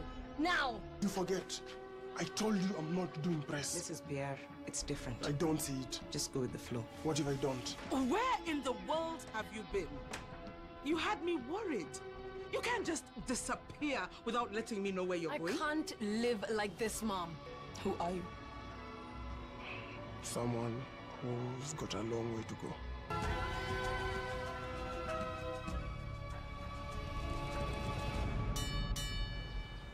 Tonight on KBC Channel 1. No, something happened to him. What can I do? Where can I report him missing? Well, you can report that right here, but you're gonna have to wait 48 hours before we issue an order to go out looking for him. That's him. Pull over. Pull over. Ramon! Ramon! You see? He left with Sophia. Sophia is here? Yes.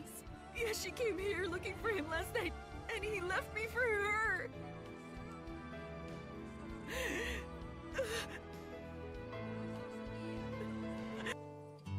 In love with Ramon.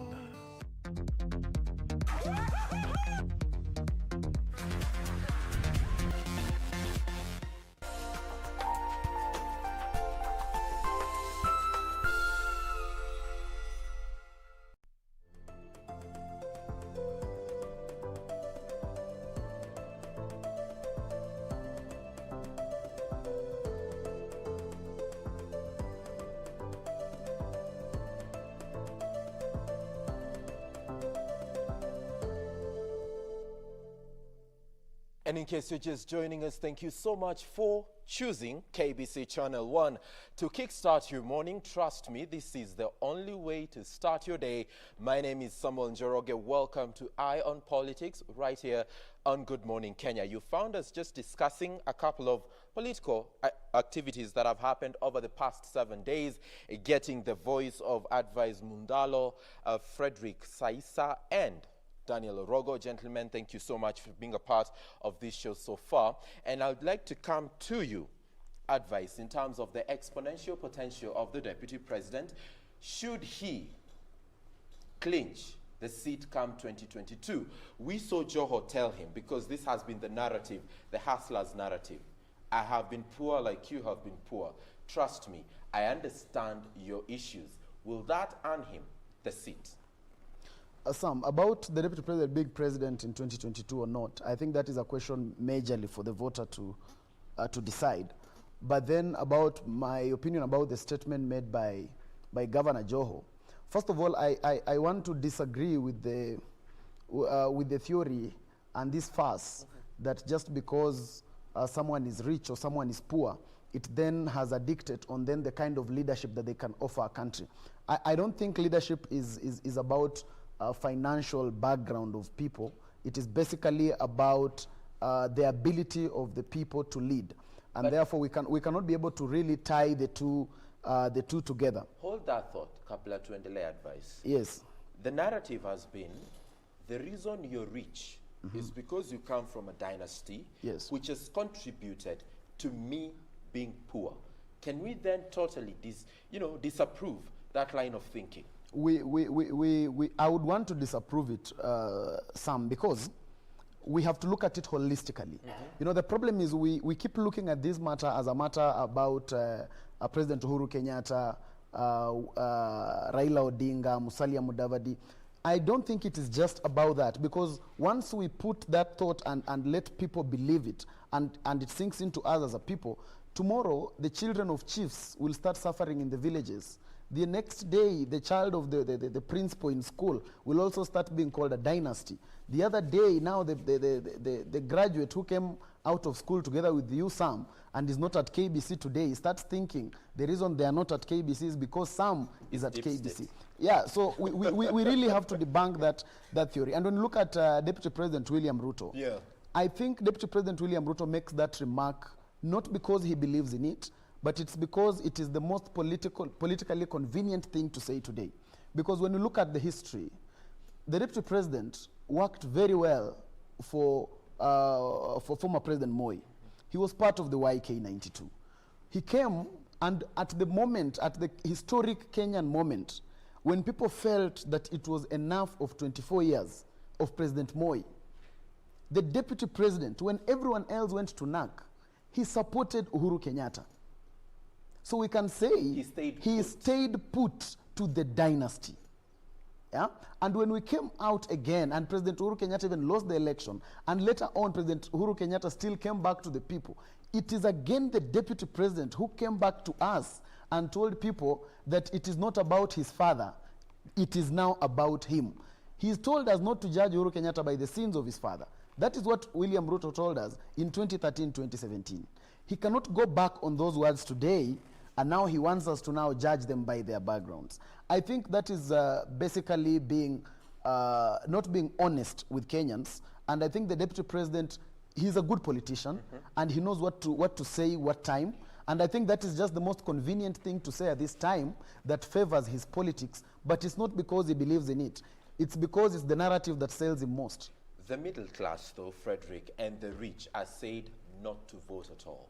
We make the noise on social media, and that is where it ends. Elections ikikaribia, we are busy going for holidays, sijui wapi, just to try and observe the mood.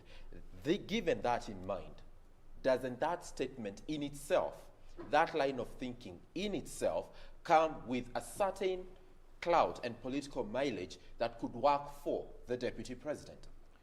You see, first I have to say that that narrative is simply meant to whip emotions. It is not a narrative that is resonating very well with everyone. It's otherwise meant to make people have emotions towards their voting pattern. And you see, that is one of the most unfortunate thing about our politics. We don't really bring people together to vote based on our ideology and what we are going to do for them. Otherwise, we look for things that can whip emotions. In 2013, you had President Uhuru Kenyatta and Deputy William Ruto speaking about the ICC issue. It was simply meant to whip emotions of those people who believed it was wrong for them to go to ICC. In 2017, it was the same narrative. Now we are going to 2022, we are being told we need to make a choice between the hustlers and the dynasties. And you see, if I was to ask anyone here, if you are given a choice which family to be born from, who would not choose the Moi family, the Odinga family? I'm certain we would all have chosen it, because who doesn't want to live who wants to live a poor life? So we should not judge whoever was born in those families by the fact that they were born in rich families or dynasty families. We need to judge them based on their leadership capabilities. And William Ruto, at the same time when he's propagating this narrative, he should understand that in the next few years, we will not be vying for the presidency, and his kids will be there to vie for a political seat. I would like to make something clear before I pose this question to you, Frederick, that I do not hold political brief for anyone. However, that does not excuse the reality on the ground, and I would like to pose this question to you, Frederick. The quality of leadership that has come forth since 1963, 50 years down the line, is this what we had in mind? And if not, who is to blame? You see, whoever is to be blamed is Kenyans, the voter. Because Kenyans should make a decision based on what they are told, but not based on what they evaluate themselves. You see, we have to evaluate all and everyone that comes to us asking for votes. But unfortunately, we go for what these people tell us in political gatherings. Unfortunately, whatever they say is nothing related to politics or leadership. It is just something meant to align us with lights. And what takes preeminence when we are going to vote? Is it the ideology or is it the narrative? It's the narrative. Because we've gone so much into the narrative. And you understand the narrative, what the politicians sell to us is nothing to do with a sober ideology. It is something to do with emotions. It's something to do with hatred, isolating some other people. Like 2022, the most ideologies now dynasties versus hustlers. And you wonder, the people calling themselves hustlers are cruising. They are flying all over. Those are people who are owning multi-billion houses and properties. Then I tend to ask myself, who is a hustler? Well, even Beyonce calls herself a hustler. She said she's a diva, and that's the female version of a hustler. So if hustling gets you that far, why not? You see, Rogo, hustling is a status. So once you hustle and you make it, you now jump to the other class. So you don't remain to be a hustler when you're cruising. No, you just become the cream of the hustlers. you don't jump over. But let me hear what Rogo has to say about this. Well, a crafting of a political narrative becomes an advantage for a politician when it's synonymous to the targeted voters that one is targeting or perceived. So for me, I think I'm really content with the fact that practically the usage, the narrative of the word hustling could be working for the deputy president to own his own political advantages. Now, one of the challenges that comes with the campaign of such nature is the fact that how then would people perceive, when you use this word hustling, and is relevant, is applicable to a certain people. But ideally, the word hustler is really somebody who is of a conmanship nature and who obtains money from fraudulent means. And if you look at that, is purely the definition of a hustler. Relatively, in the dictionary, but practically, when you provide, motorbikes to young people who haven't had the opportunity to make a living, you are ideally relating to the word hustlers within the street. Yeah. Providing for saloon equipments, making donations to churches and engaging in philanthropy. So now that gives you an advantage to the word hustling, because then you're reaching out to them. And politically, the deputy president is gaining advantage from that. And no worries when he does that, because that is meeting his own political endeavor at the end of the day. Now, the problem with this country, like my colleagues have purely put it, is that wherever we embark on political agendas and political campaigns, where is the space for Mwananchi Where is the space for the voter?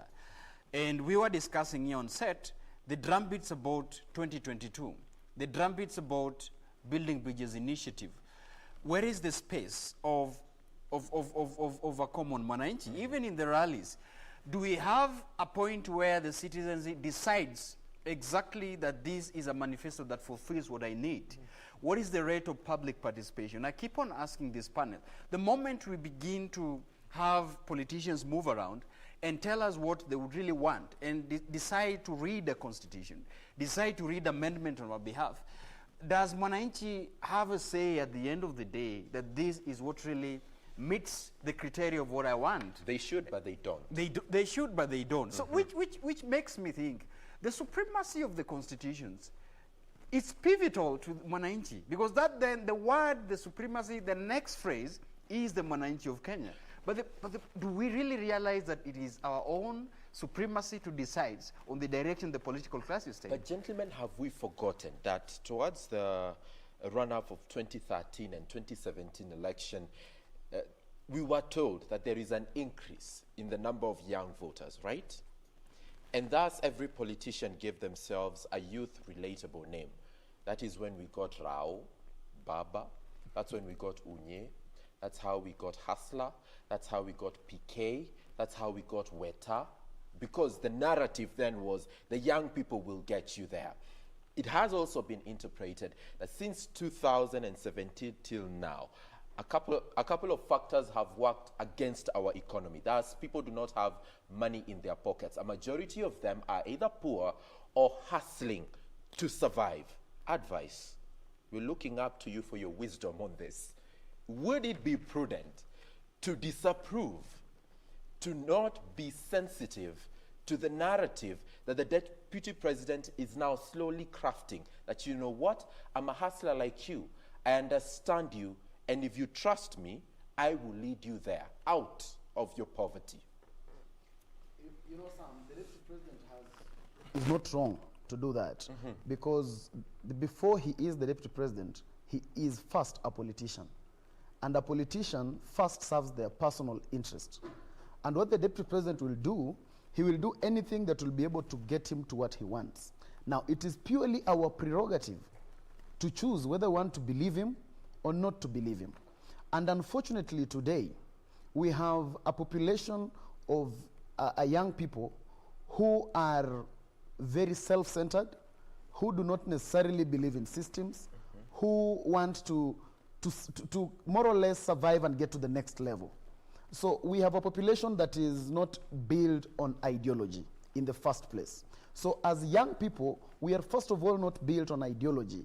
We are not keen on what people are telling us. We have become so easy to move whichever direction. I think we are a worse generation of youth compared to the generation of youth that existed before us. Because today, look at the rallies that are happening all over. Go to social media and see the sycophants that we have on social media. All of them are young people. They will tell you a lot. They will tell you how the deputy president is supposed to be president. They will tell you how Raila is supposed to be president without giving you any reason.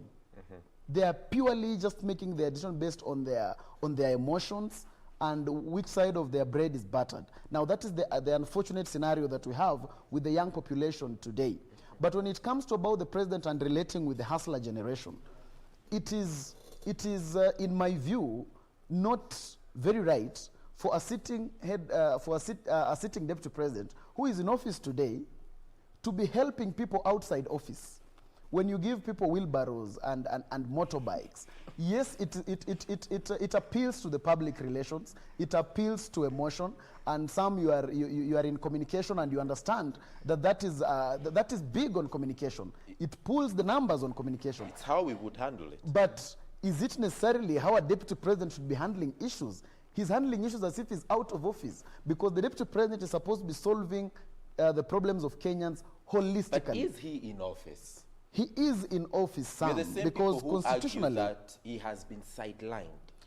He has been put in the cold. Those are the words we use. He's in the shadows. Those are us, and never has he accepted them. He has always told us. Have we ever denied? He has never accepted. In fact, he has denied. He has told us that he's not in the cold. He has told us time and again repeatedly that in his quote unquote, I am the deputy president of the Republic of Kenya. That is what he has always told us. So until he is not, we expect him to solve the problems of Kenyans in official capacity. He should be handling the issues of the hustlers, as he calls them, holistically, not through a few people who he calls to Karen, gives 2 people a wheelbarrow, gives other 3 people a motorbike. Then, of course, it proceeds on to a spin by his communication team that talks about it for a whole week. You see, at the end of the day, that is not supposed to be the function of the deputy president. The deputy president should be busy ensuring that there is policy that ensures that the young people are not unemployed, ensuring that there is policy that ensures that the young people who are in business today are able to make profit. There is too much taxation today. What is he doing about it? That is what he should be doing, not buying wheelbarrows, motorbikes, and paying a few bloggers to spin that information. 22,500. I feel to respond to advice. Yeah. Well, I said this. Let me repeat it again. That not really holding brief like you said as well. Yeah. But you see, I like the fact that you say that the deputy president has been in office, and first of all, he is a politician. Advice as well said that. I agree. I think it is the prerogative of each and every leader to try to bridge the gap on where some people are not providing. And we, one thing that I keep advising the team is that you keep on doing that, because if we have young people from Langata and Kibera and Ruisa or anywhere that are really looking to be helped with the government, and the government is through the structures have fall shortage of that, then it bequeaths any leader, including the deputy president, to try to bridge that gap. There is nothing absolutely wrong with doing that. There's nothing, and everybody is in the capacity. If you feel you should donate towards constructing of a church, if Raila Odinga feels to do the same, the churches are opened. If Raila Odinga feels doing the same, that anybody, not only him, to offer a support, a lending hand to young people of this country, to the women of this country. It's purely open to his office. It is what it is. It is what it is. So I definitely have no problem on seeing that any leader to the deputy president's capacity offers a support to young people who are actually quote-unquote hustlers and trying to make a living. So anybody would be really open to do that. But now the problem is that could we have any leader serving in office, separating an individual's contribution with the term of the office and the oath of the office they're taking, to make sure that it is within their offices that are, trying to fulfill that agenda towards. Okay. Yeah. Frederick.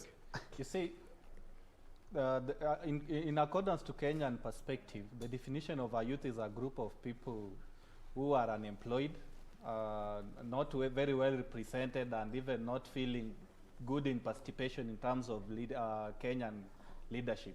That is the real definition of a Kenyan youth.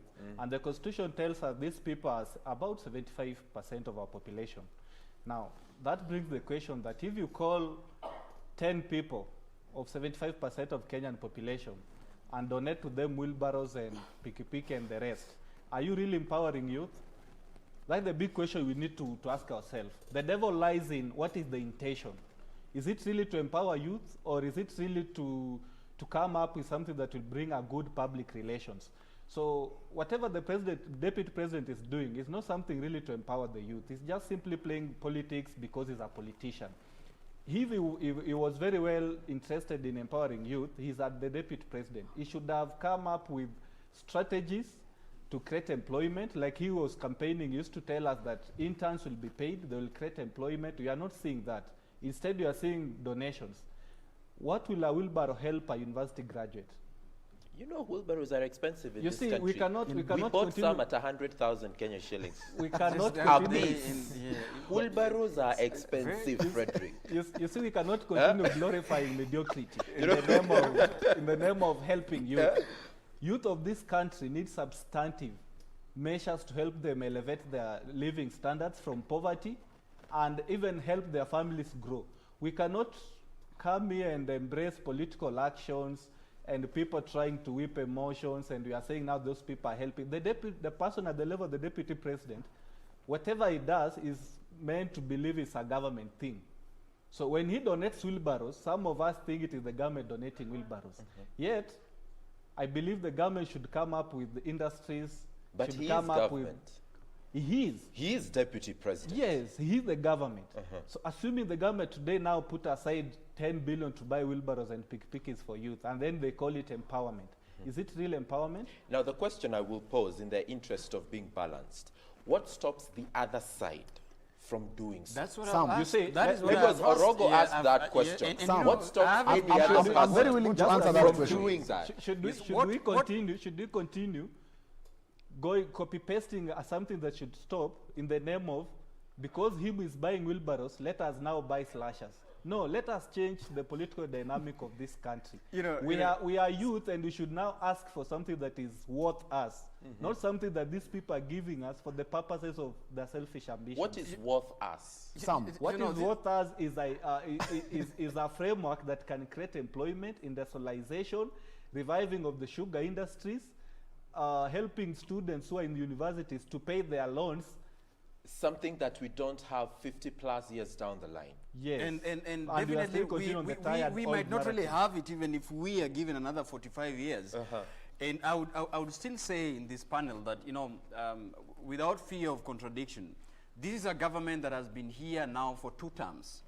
A number of promises to young people, a number of promises to women, and all these interest groups that were, had been in the forefront in campaigning. Now, it is so clear that there are 2 factions within. I don't call it a ruling. We are not really ruled, but we are governed. If we are having a governing party that has not really forthcome with the promises, one of them, and in equal terms, am I justifying that, the deputy president has also been in this government? And I am also going to hold him accountable as a deputy president for 2 terms. He's not really been forthcoming with fulfilling the agenda of the university graduates, as my colleagues have mentioned, of young people who are really white collar, not really looking at this polytechnic. But we are saying this: if a leader has offered to help a segment of young people who are direly in need, what is that? That is well done. We are saying that he has done with a wheelbarrow. Sam, you have to give us time. No, really. Let's really also allow me to the also that the fact that it has not really been. There are a number of things the deputy president has really reached out to help, and it has not only been in his current home.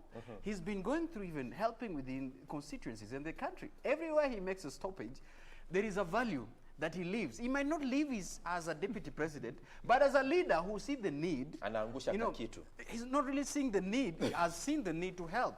I don't see anything wrong with it.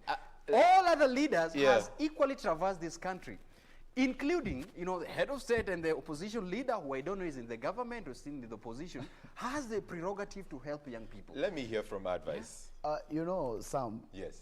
You should not allow Dan to proceed to mislead the country that much, because there is no country in the world that has been able to move its GDP courtesy of donations, courtesy of handouts.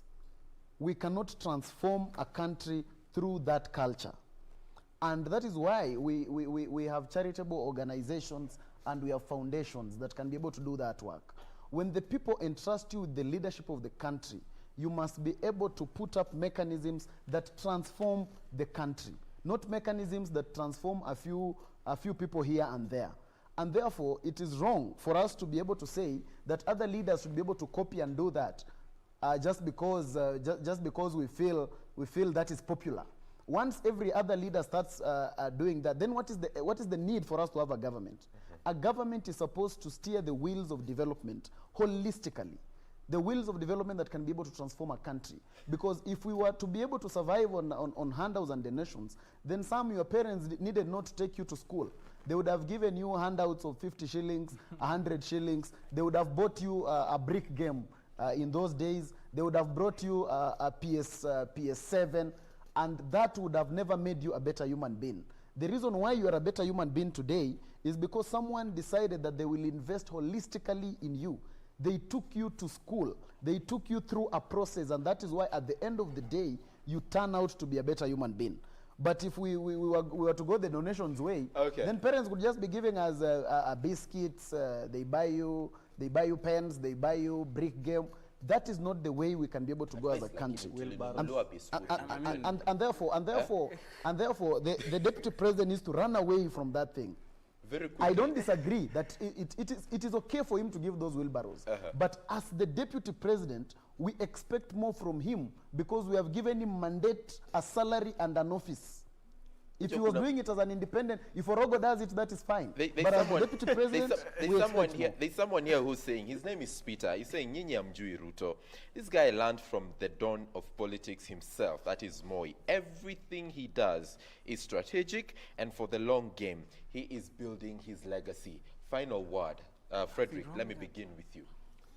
On response to that, first I will say it is true that the deputy president is building his politics.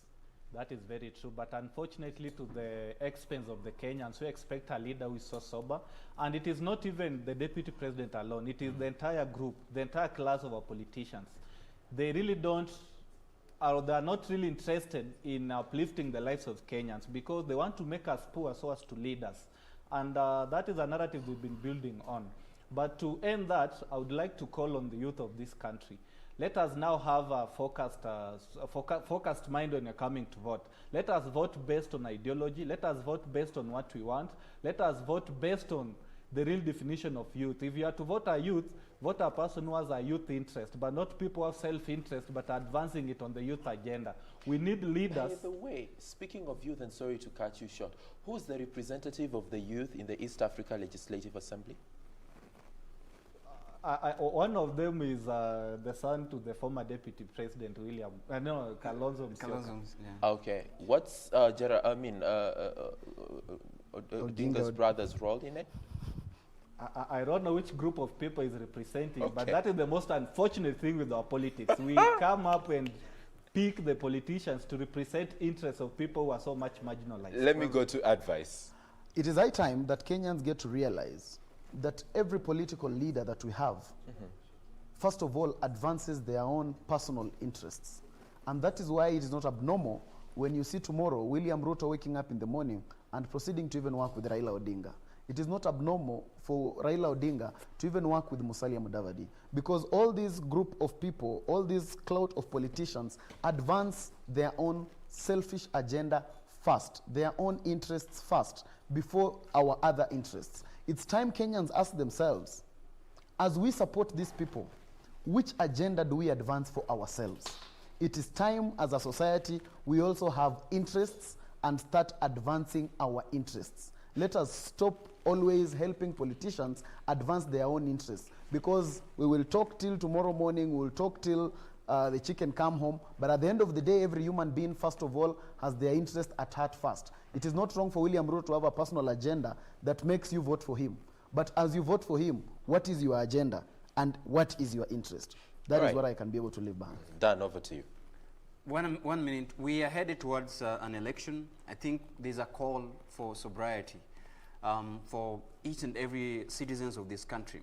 We must not really substitute, integrity for violence. I think it's our time that we really interrogate our political leaders and begin to even, get towards this agenda. The call for a referendum, the political agenda. Could Kenyans centrally place themselves to where they can soberly interrogate these agendas and decide on the way forward? Has been an interesting discussion this morning, just taking a look at what has been happening in the political scene with Frederick, Advice, and Daniel. Gentlemen, thank you so much for your time this morning, and thank you for watching Eye on Politics. However, Good Morning Kenya is not yet through. Jane Wamboi is coming up with the family item of the day. Keep watching the show. My name is Samuel Njoroge. Good morning.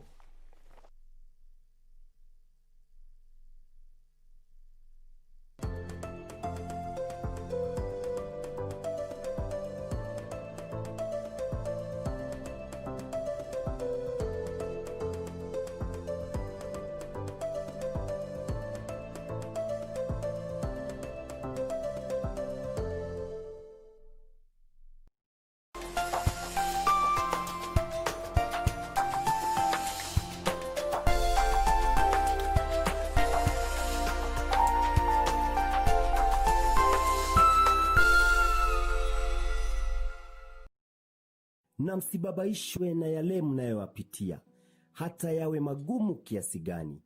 Yote yatapita. La msingi ni kuweka tumaini letu kwa Mungu aliyetuumba. Katika kitabu cha Warumi 5:3, wala si hivyo tu, ila mnafurahia. Kupata dhiki huleta zaburi. Bonyeza *811 *963#. Bonyeza *811 *963#.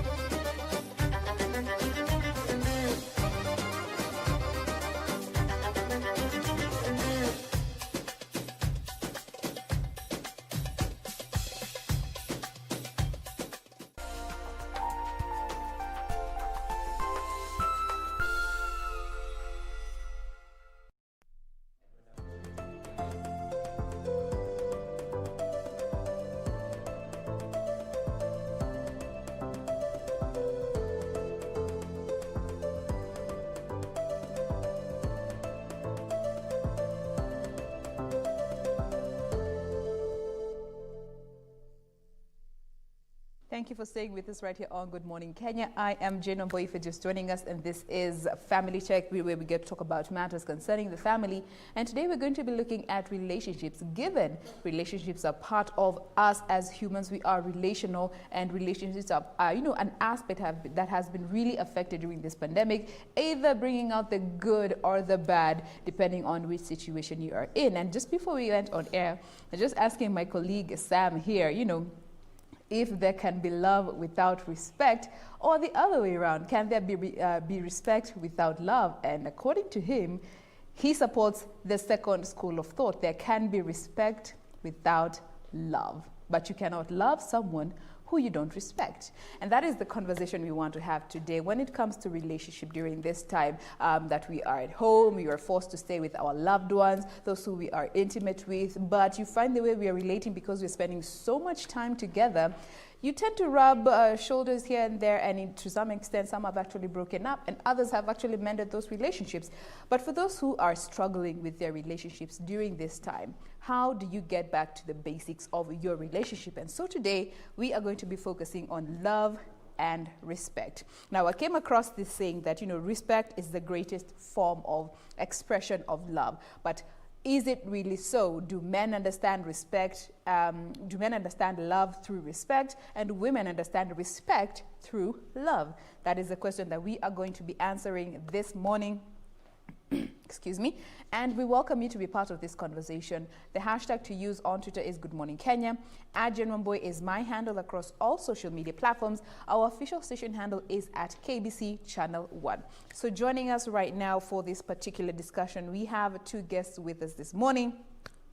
In studio, Njoki Mwangi is with us. She is a family and marriage counselor. Karibu sana Njoki. Thank you. Good morning, Kenya. Thank you for being with us. And also joining us via Zoom is Fred Abok. He is a mentor, a motivational speaker, and a minister of the gospel. Karibu sana Abok. Karibu, asante sana. All right, now let's get straight to it. I want to start with you, Abok. Can there be respect without love in any relationship?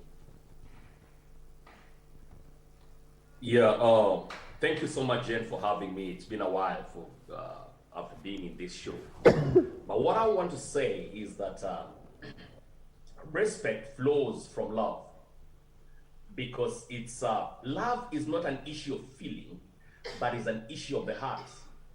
And you know, the good book says, guard your heart with all diligence, for out of it flows the issues of life. And the issue of life, one of them is respect. So the level at which you love is the level at which you respect.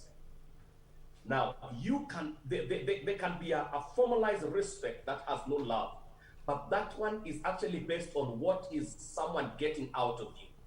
But a genuine respect that is authentic and is progressive must originate from a loving heart. All right, let me come to you, Jockey. Coming to you, Jockey, about this particular question. Can there be love without respect? I think that's a very interesting conversation, because then we'd have to analyze a lot of other things that would come. And I like the aspect, the dimension that my colleague has brought from the spiritual side. Mm-hmm.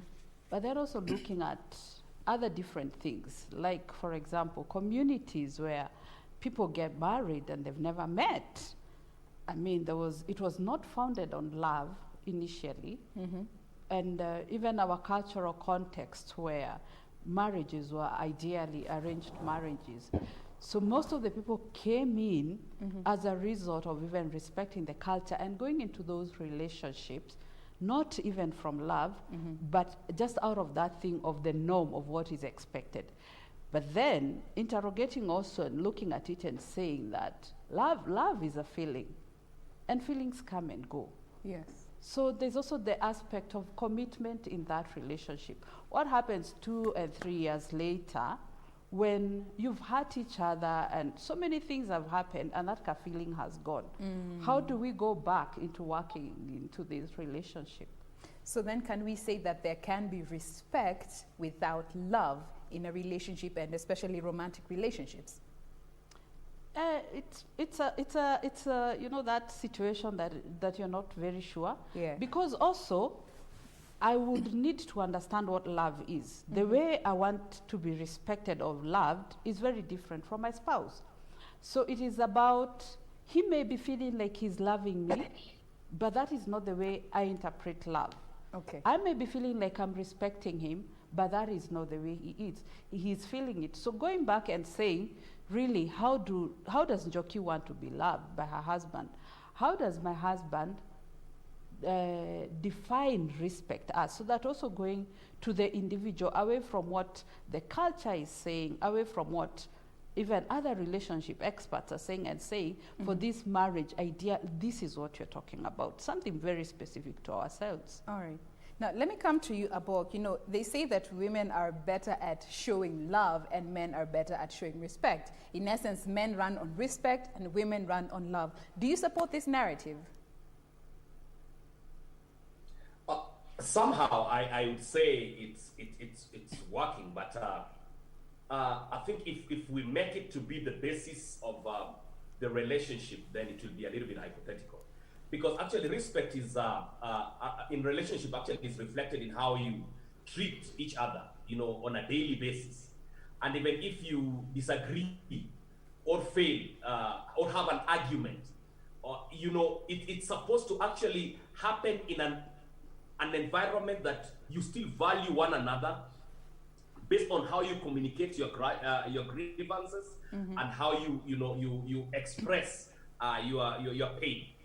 Definitely, men tend to demonstrate, you know, and you know, Jen, let me take you back to the Bible a little bit. Yes. The scripture encourages men, love your wives, and wives, honor your husband. The role here is clearly defined, that it is the responsibility of the man to love, and it's the responsibility of the woman to honor, respect, and submit. Now, when you love, it's not necessarily domineering. It's accepting the feebleness of an individual, just the way they are, and accommodating them with their weakness, accommodating them with their challenges, and accommodating them with their beauty. That, so overrides a lot of things. And so it is of essence for us to understand that as we are given roles in the scripture, in the natural, it is also of essence that we play those roles significantly rather than just showing, oh, come on, that this person is identified on this nature and the other person is also identified on this nature. So just to sum up, in that the way you communicate it is also the way you act it, because there are people who can communicate. They can say, I love you, but you cannot eat I love you. There are people who say, I respect you, but you cannot necessarily, the things are being done haywire. It's actually not demonstrated, but it's being portrayed that you are respected. That does not work. All right. Now, looking at this generation that we are in, and let me come to you, Njoki, with this. We are living in a time where when it comes to relationship, you find couples telling their significant other that you have to earn my respect and my love, and yet they are already in that relationship. How is this a detrimental factor in their relationship? I want to actually agree with my colleague here, because the same scripture says that you honor one another, the verse before, that you honor one another. So there's actually a duty of everybody playing their part in this relationship. And as you had said the other time, that nobody comes into a relationship to have it fail. Everybody is coming into it for it in the long haul so that it can work. So it is about everybody taking responsibility on their side.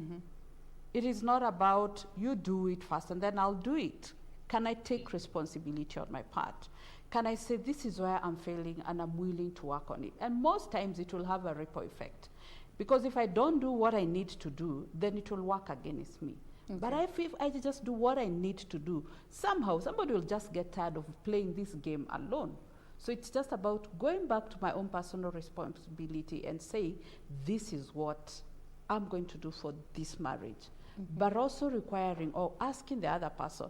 And most times I think we assume that people know what is in our minds. So being able just to tell them, you know what, this is how I feel. And we talked about feelings the other time. This is how I feel when you talk to me like this. This is how I want to be treated.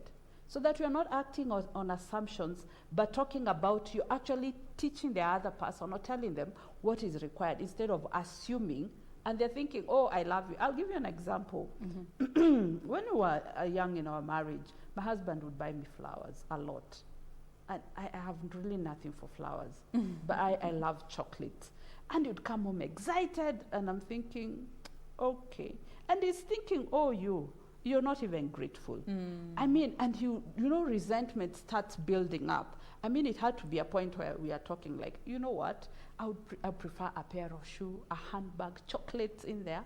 Then he's thinking, oh, that's the way I want you to be loved. So in the end, everybody, there's a thing of a mutual respect and mutual responsibility in this relationship. And obviously, it will grow.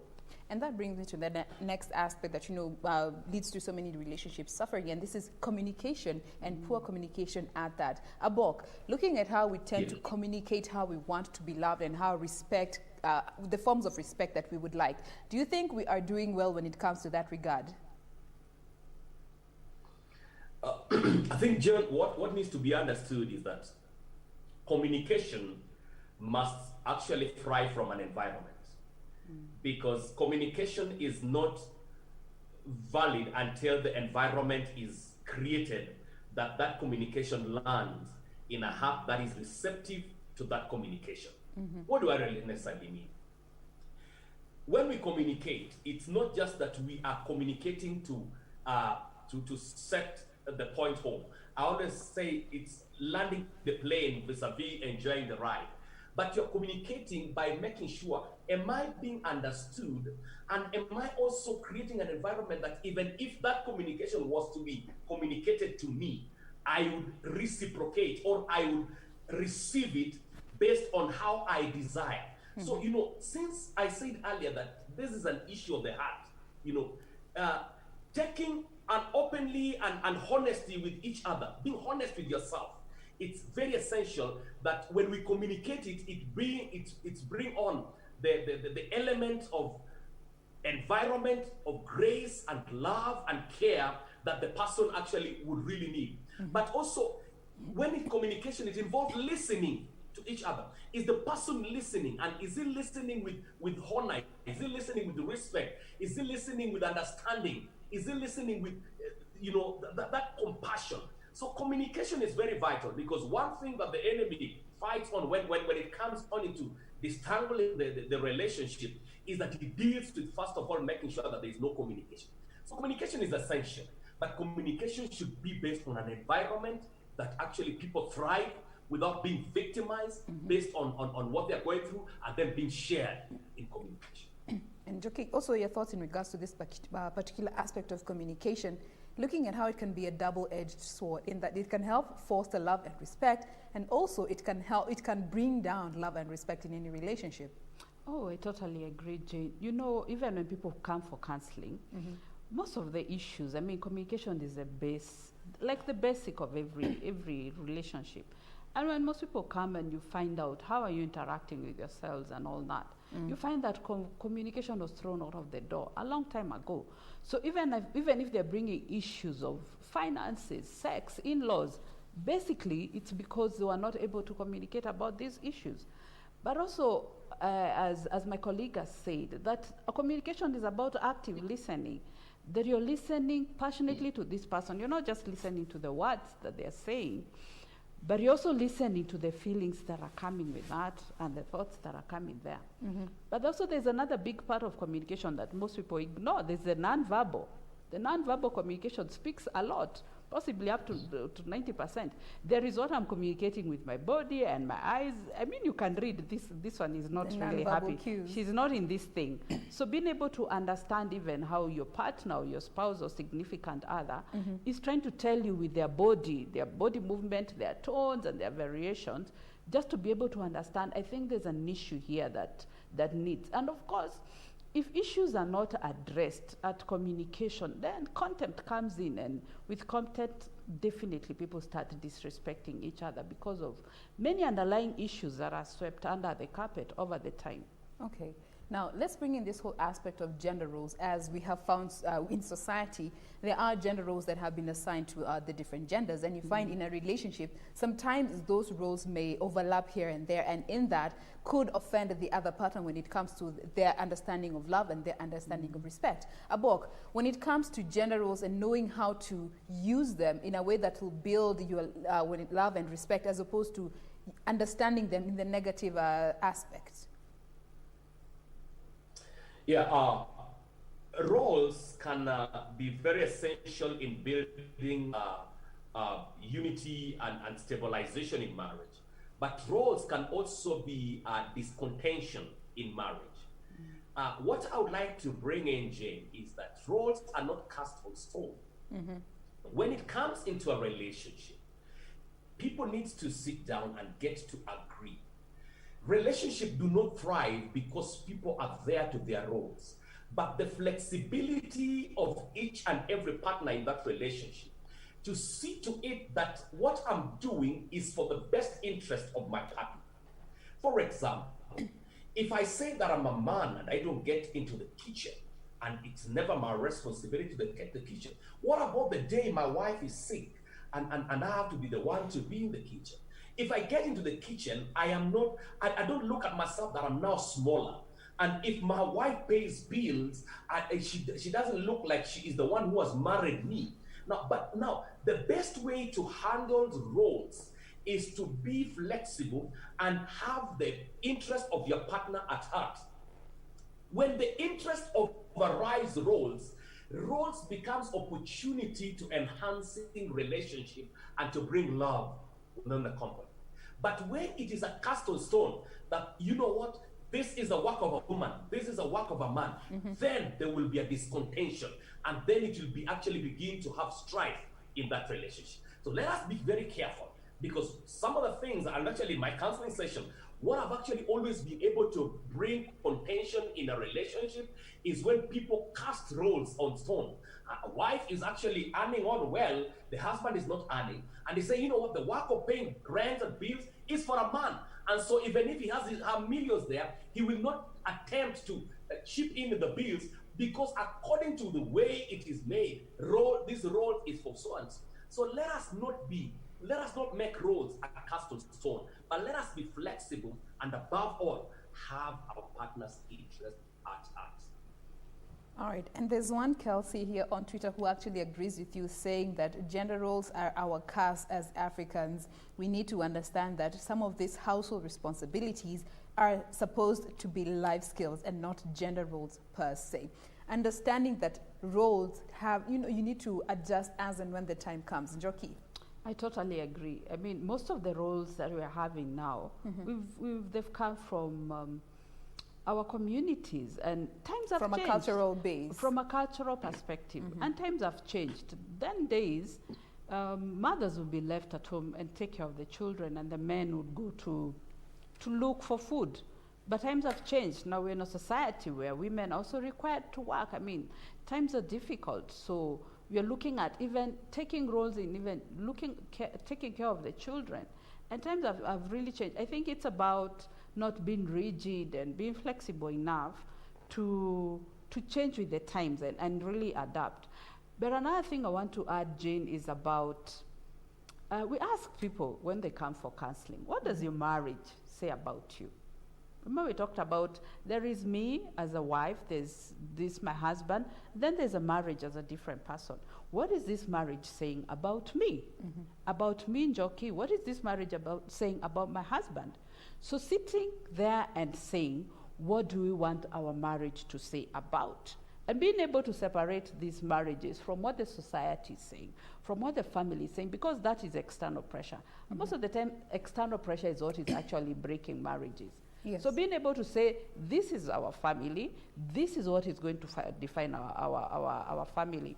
And come up with something called create a shared meaning, that you're having rituals that will emphasize what our family is, away from other things. But we can be able to learn from other families what they're doing, other psychologists, but also being able to tailor-mate for ourselves and say, our roles are going to be different. It's not what house A is being, house D is doing, but saying, this house of ours, I think this is what we want our marriage to be represented by. Understanding that there's no blanket cover for all relations when it comes to these roles. Yes. All right. Now let's bring in a different aspect, and this is the whole question of infidelity. Now, still, there was an article that I came across that indicated that men understand infidelity as disrespect, and women understand infidelity as not being loved. Is this true? Does this statement hold any truth? Let me start with Njoki. In the mind of a woman, remember, women are affectionate by nature. And so the way they interpret love is affection and intimacy. So when a husband goes out, a woman will feel like, what did I do? Did I go wrong? Does it mean that I didn't love my husband well? Does it mean my husband didn't love me well? So they will be having these questions of, he doesn't love me, that's why he went. For the man, it may not be necessarily that. When the woman goes out, the man will feel demeaned. He will feel like, I failed as a man. It's all about ego. I failed as a man. But in the whole cultural, in the whole context, also coming from maybe our cultural background, most of our relationships, traditional ones for the men, have been polygamous. We come from polygamous families. But also being able to look at it and evaluate and say, can we really address the real issues here? Why did infidelity come in? Some of them will just say it's a fling. I just went out. I mean, I just wanted to do it. It's not that I really didn't love you. You don't have a reason. There's no reasons. Last time we were talking about, I think, Jane, you were talking about boredom. People are bored and they're going. Yeah. And just going back and saying the love maps and asking ourselves, where did we go wrong? Can we amend it? And people are able to amend. All right. Now, I will be coming back to our box to just get your response in regard to this particular aspect of infidelity and love and respect coming into play. But do send us your thoughts about this particular conversation, going back to the basics of relationships. And today we're focusing on love and respect. We take a break. We'll be right back with more of this discussion. Do stay with us.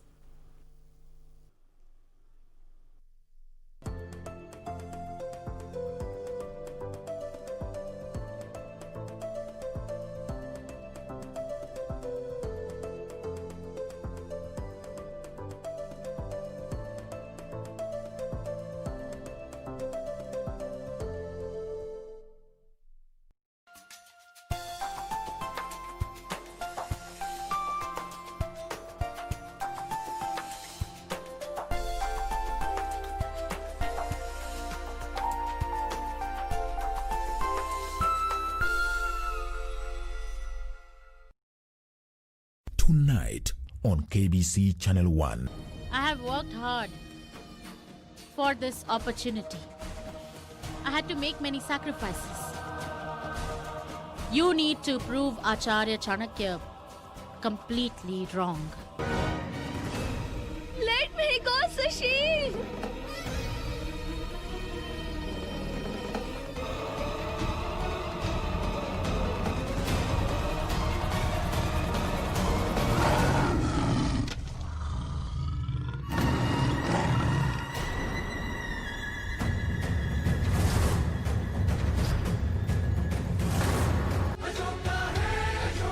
Tonight on KBC Channel 1. No, something happened to him. What can I do? Where can I report him missing? Well, you can report that right here, but you're gonna have to wait 48 hours before we issue an order to go out looking for him.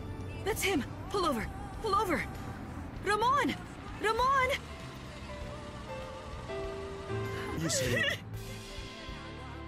He left with Sophia. Sophia is here? Yes. Yes, she came here looking for him last night, and he left me for her.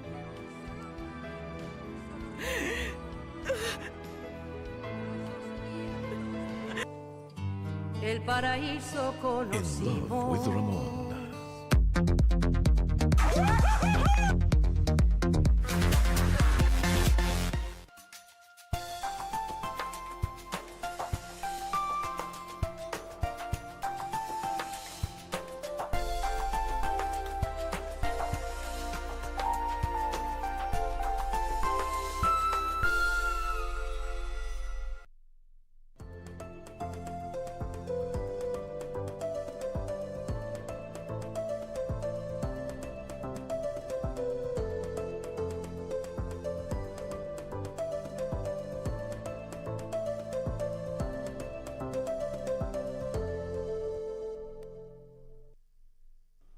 Thank you for staying with us. Remember, the hashtag on Twitter is Good Morning Kenya. I see Sergio Sila saying, appreciating the show. Thank you for staying with us. There is also Charles Kafu, who is watching from Karatina. Thank you so much for staying with us. And there is also Sylvia Wamboi, who says, I agree, times have changed and require the flexibility when it comes to gender roles in any relationship that involves two people being romantically involved. Remember, we're talking about the basics of any relationship, and today we've focused on love and respect. And before the break, we were looking at this whole aspect of infidelity. And I want to come back to you, Abok. That is Fred Abok. He's joining us via Zoom.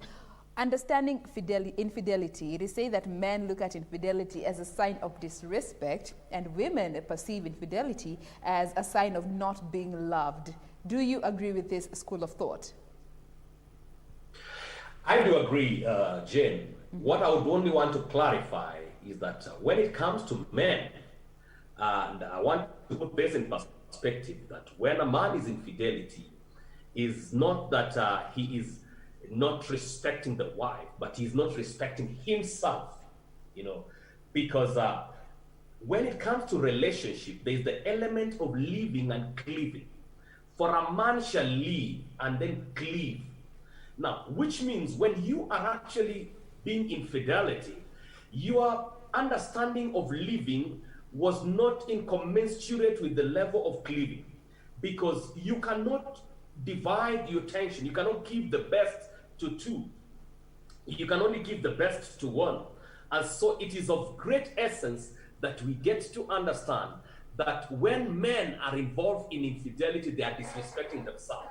And of course, also, for women, when it's in infidelity, it's necessity that they are not loved, but what is the environment that you have actually created? What is what are there? Because I feel, Jen, this is a topic of itself that we need to discuss on its own. In that there must be lack for a woman to actually go outside. Because what is it that you see you don't get in that relationship that causes you to go outside? And many women love empathetically. They love with emotion, they love with their heart, they love with their flesh, they love with everything, their mind and all concentration. So a woman woman will step out of a marriage or a relationship when there is something that is not getting right. Is she not respected? Is she not treated well? Or is she not being given the kind of environment and the warmth that she desires to be in there? And when a man is actually involved in infidelity, is actually saying, you know what, I disvalue myself to an extent that I do not see the element of me being in that. So that's the component. All right. Now, still looking at that whole aspect of infidelity and looking at how we can build on love and respect in a relationship, let's bring in this whole issue of boundaries in relationship and also surrounding that particular relationship. Jockey, looking at how you can use boundaries to build on love and respect and ultimately avoid situations where infidelity comes into the question. And that's a very good thing. And most of the time you find that actually boundaries are broken. Yes. All through. And we teach our children also to break boundaries. And allow me to just interject right there. Should there be boundaries within that particular relationship? Every relationship, not only a marriage relationship, every relationship should have boundaries. Even at workplace, even between siblings, there should be boundaries of how we're going to treat each other, how we're going to talk to each other. But looking back, and I'm a very strong advocate of, let us go to your family of origin. I talked about the genogram. How are things done in your family? Because what you learn in your family is what you bring to your family of marriage. So if people didn't know how to respect boundaries, then most likely you will not even know. You will not know. So sometimes we think that things are common sense. They're really not common. If I was never taught to respect people's things in their house, most likely I'll not go with that in my family. If I saw my family, my parents, shouting at each other and there's violence, I will take it to my marriage. Carry on to your home. So it will keep on going like that. But you see, it has to come to an end when you come and you say, defining this marriage, what do you want our marriage to talk about? And say, teaching the person to respect your boundaries. How can they respect your boundaries if you're not able to tell them that the next time I would appreciate when you talk to me, don't shout, can we have a conversation? Being able to communicate when you're getting hurt, communicate your feelings and say, the other time ABCD happened, I felt like this. And also give your opinion. Boundaries are very important.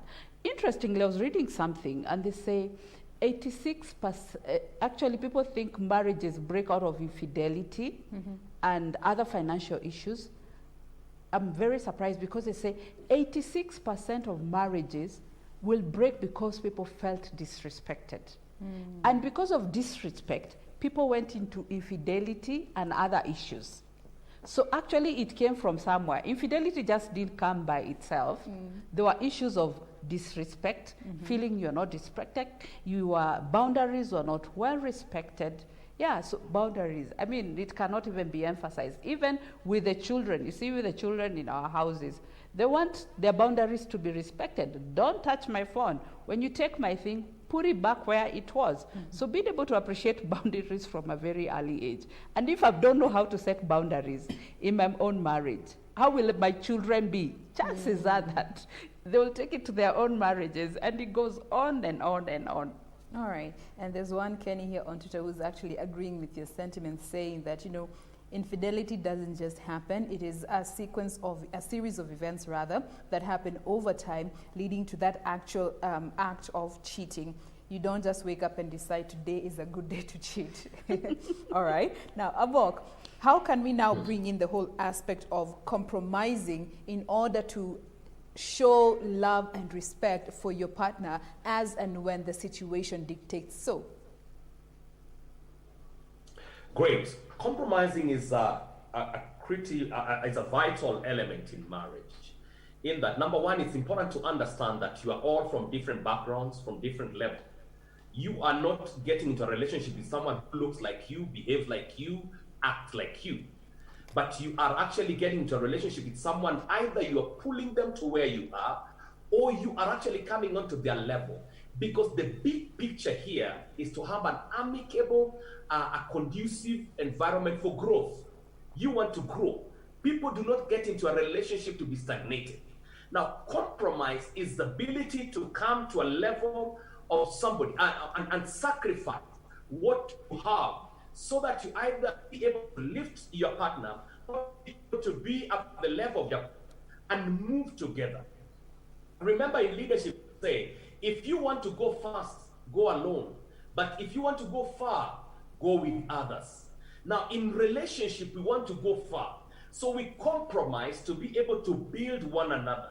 As we build one another, we need to actually be in a position to accommodate their challenges. Check on their blind spot. Cover their back. When you're covering someone's back, you need to be ready to see things that you are actually always not aligned to or you are not comfortable with, and be able to correct them in an environment of grace.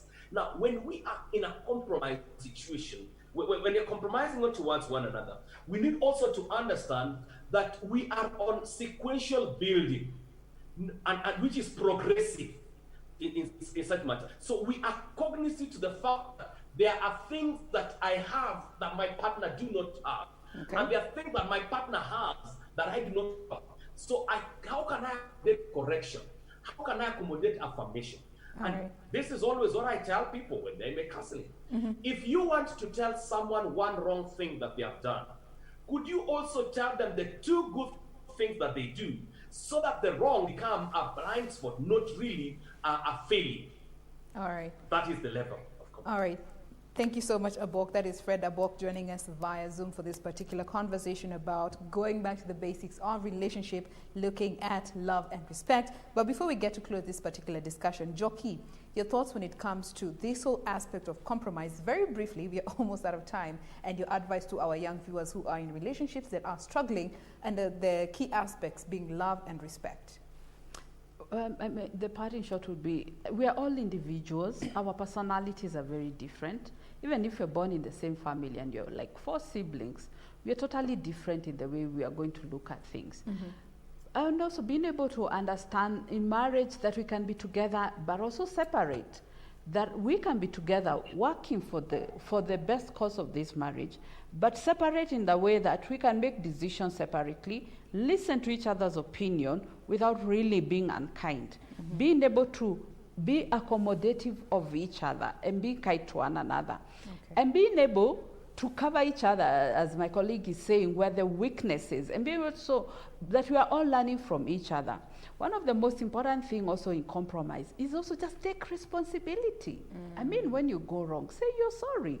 Agree to the other person's perspective and really see if it can work. And don't get defensive. Don't get defensive. Put your guards down. We want to go in this marriage. We didn't come here to just walk over. So let's work. Let's be intentional. We buy property, start investing, build a fence, put a borehole. We buy a car, take it for service, put fuel. But what are we doing for our marriages? Our investments intentional. If we were to be very sincere, have we sat down and put the proper investments in our marriages? Some of us are just reaping what we've planted. Okay. Yeah. All right. Now, as we wind this particular Jen, conversation, allow me to just put this. I'm just saying these 4 things in a statement. Okay, communicate your thoughts with one another. Never assume or guess your partner's feeling. Follow through on what you say. Take responsibility of your action and know when it is time to move on. All that right. will help us. Fred Abok, right there. Fred Abok joining us via Zoom. He's a mentor and a motivational speaker. In studio, we have Njoki Mwangi, who's a family and a marriage counselor. And as we wind this conversation, John on Twitter says that you need to understand that when you are offended, don't offend. Take time to cool off, and that way you'll not compromise when it comes to love and respect in your relationships. And with that, we bring this particular conversation to a close, but we'll be having this series of conversations every Monday right here on Good Morning Kenya on our Family Check segment. For now, we wish you a lovely day. God bless. I am Jen Omboy. Join us tomorrow morning for another edition of Good Morning Kenya. Have a lovely day.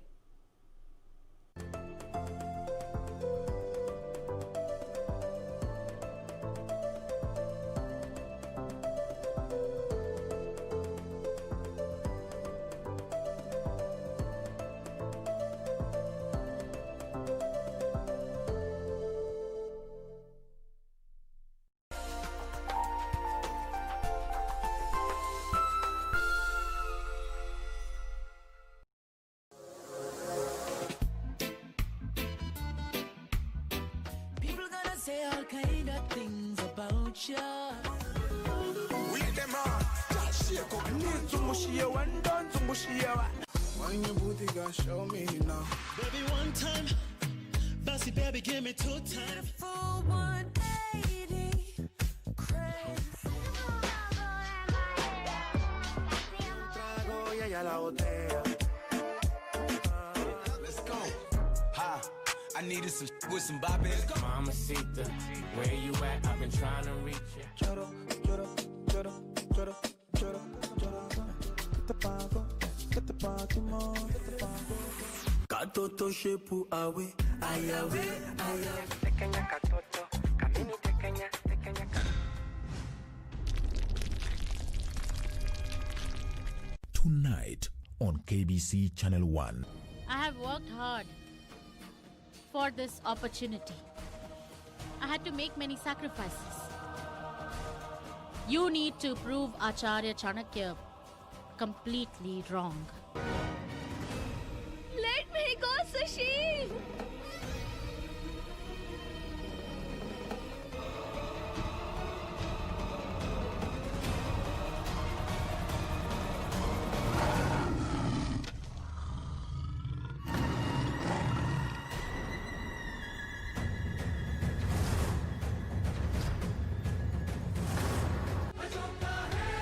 Tonight on KBC Channel 1. Mom, just tell me. When was I there? What was I doing? I need to know. Now! You forget.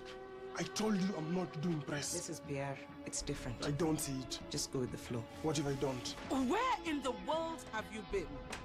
You had me worried. You can't just disappear without letting me know where you're going. I can't live like this, Mom. Who are you? Someone who's got a long way to go.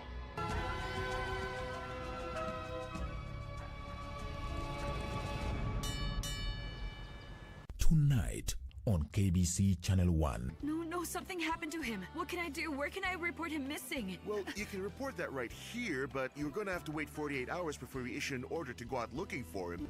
That's him. Pull over. Pull over. Ramon! Ramon! You see him? He left with Sophia. Sophia is here? Yes, she came here looking for him last night, and he left me for her.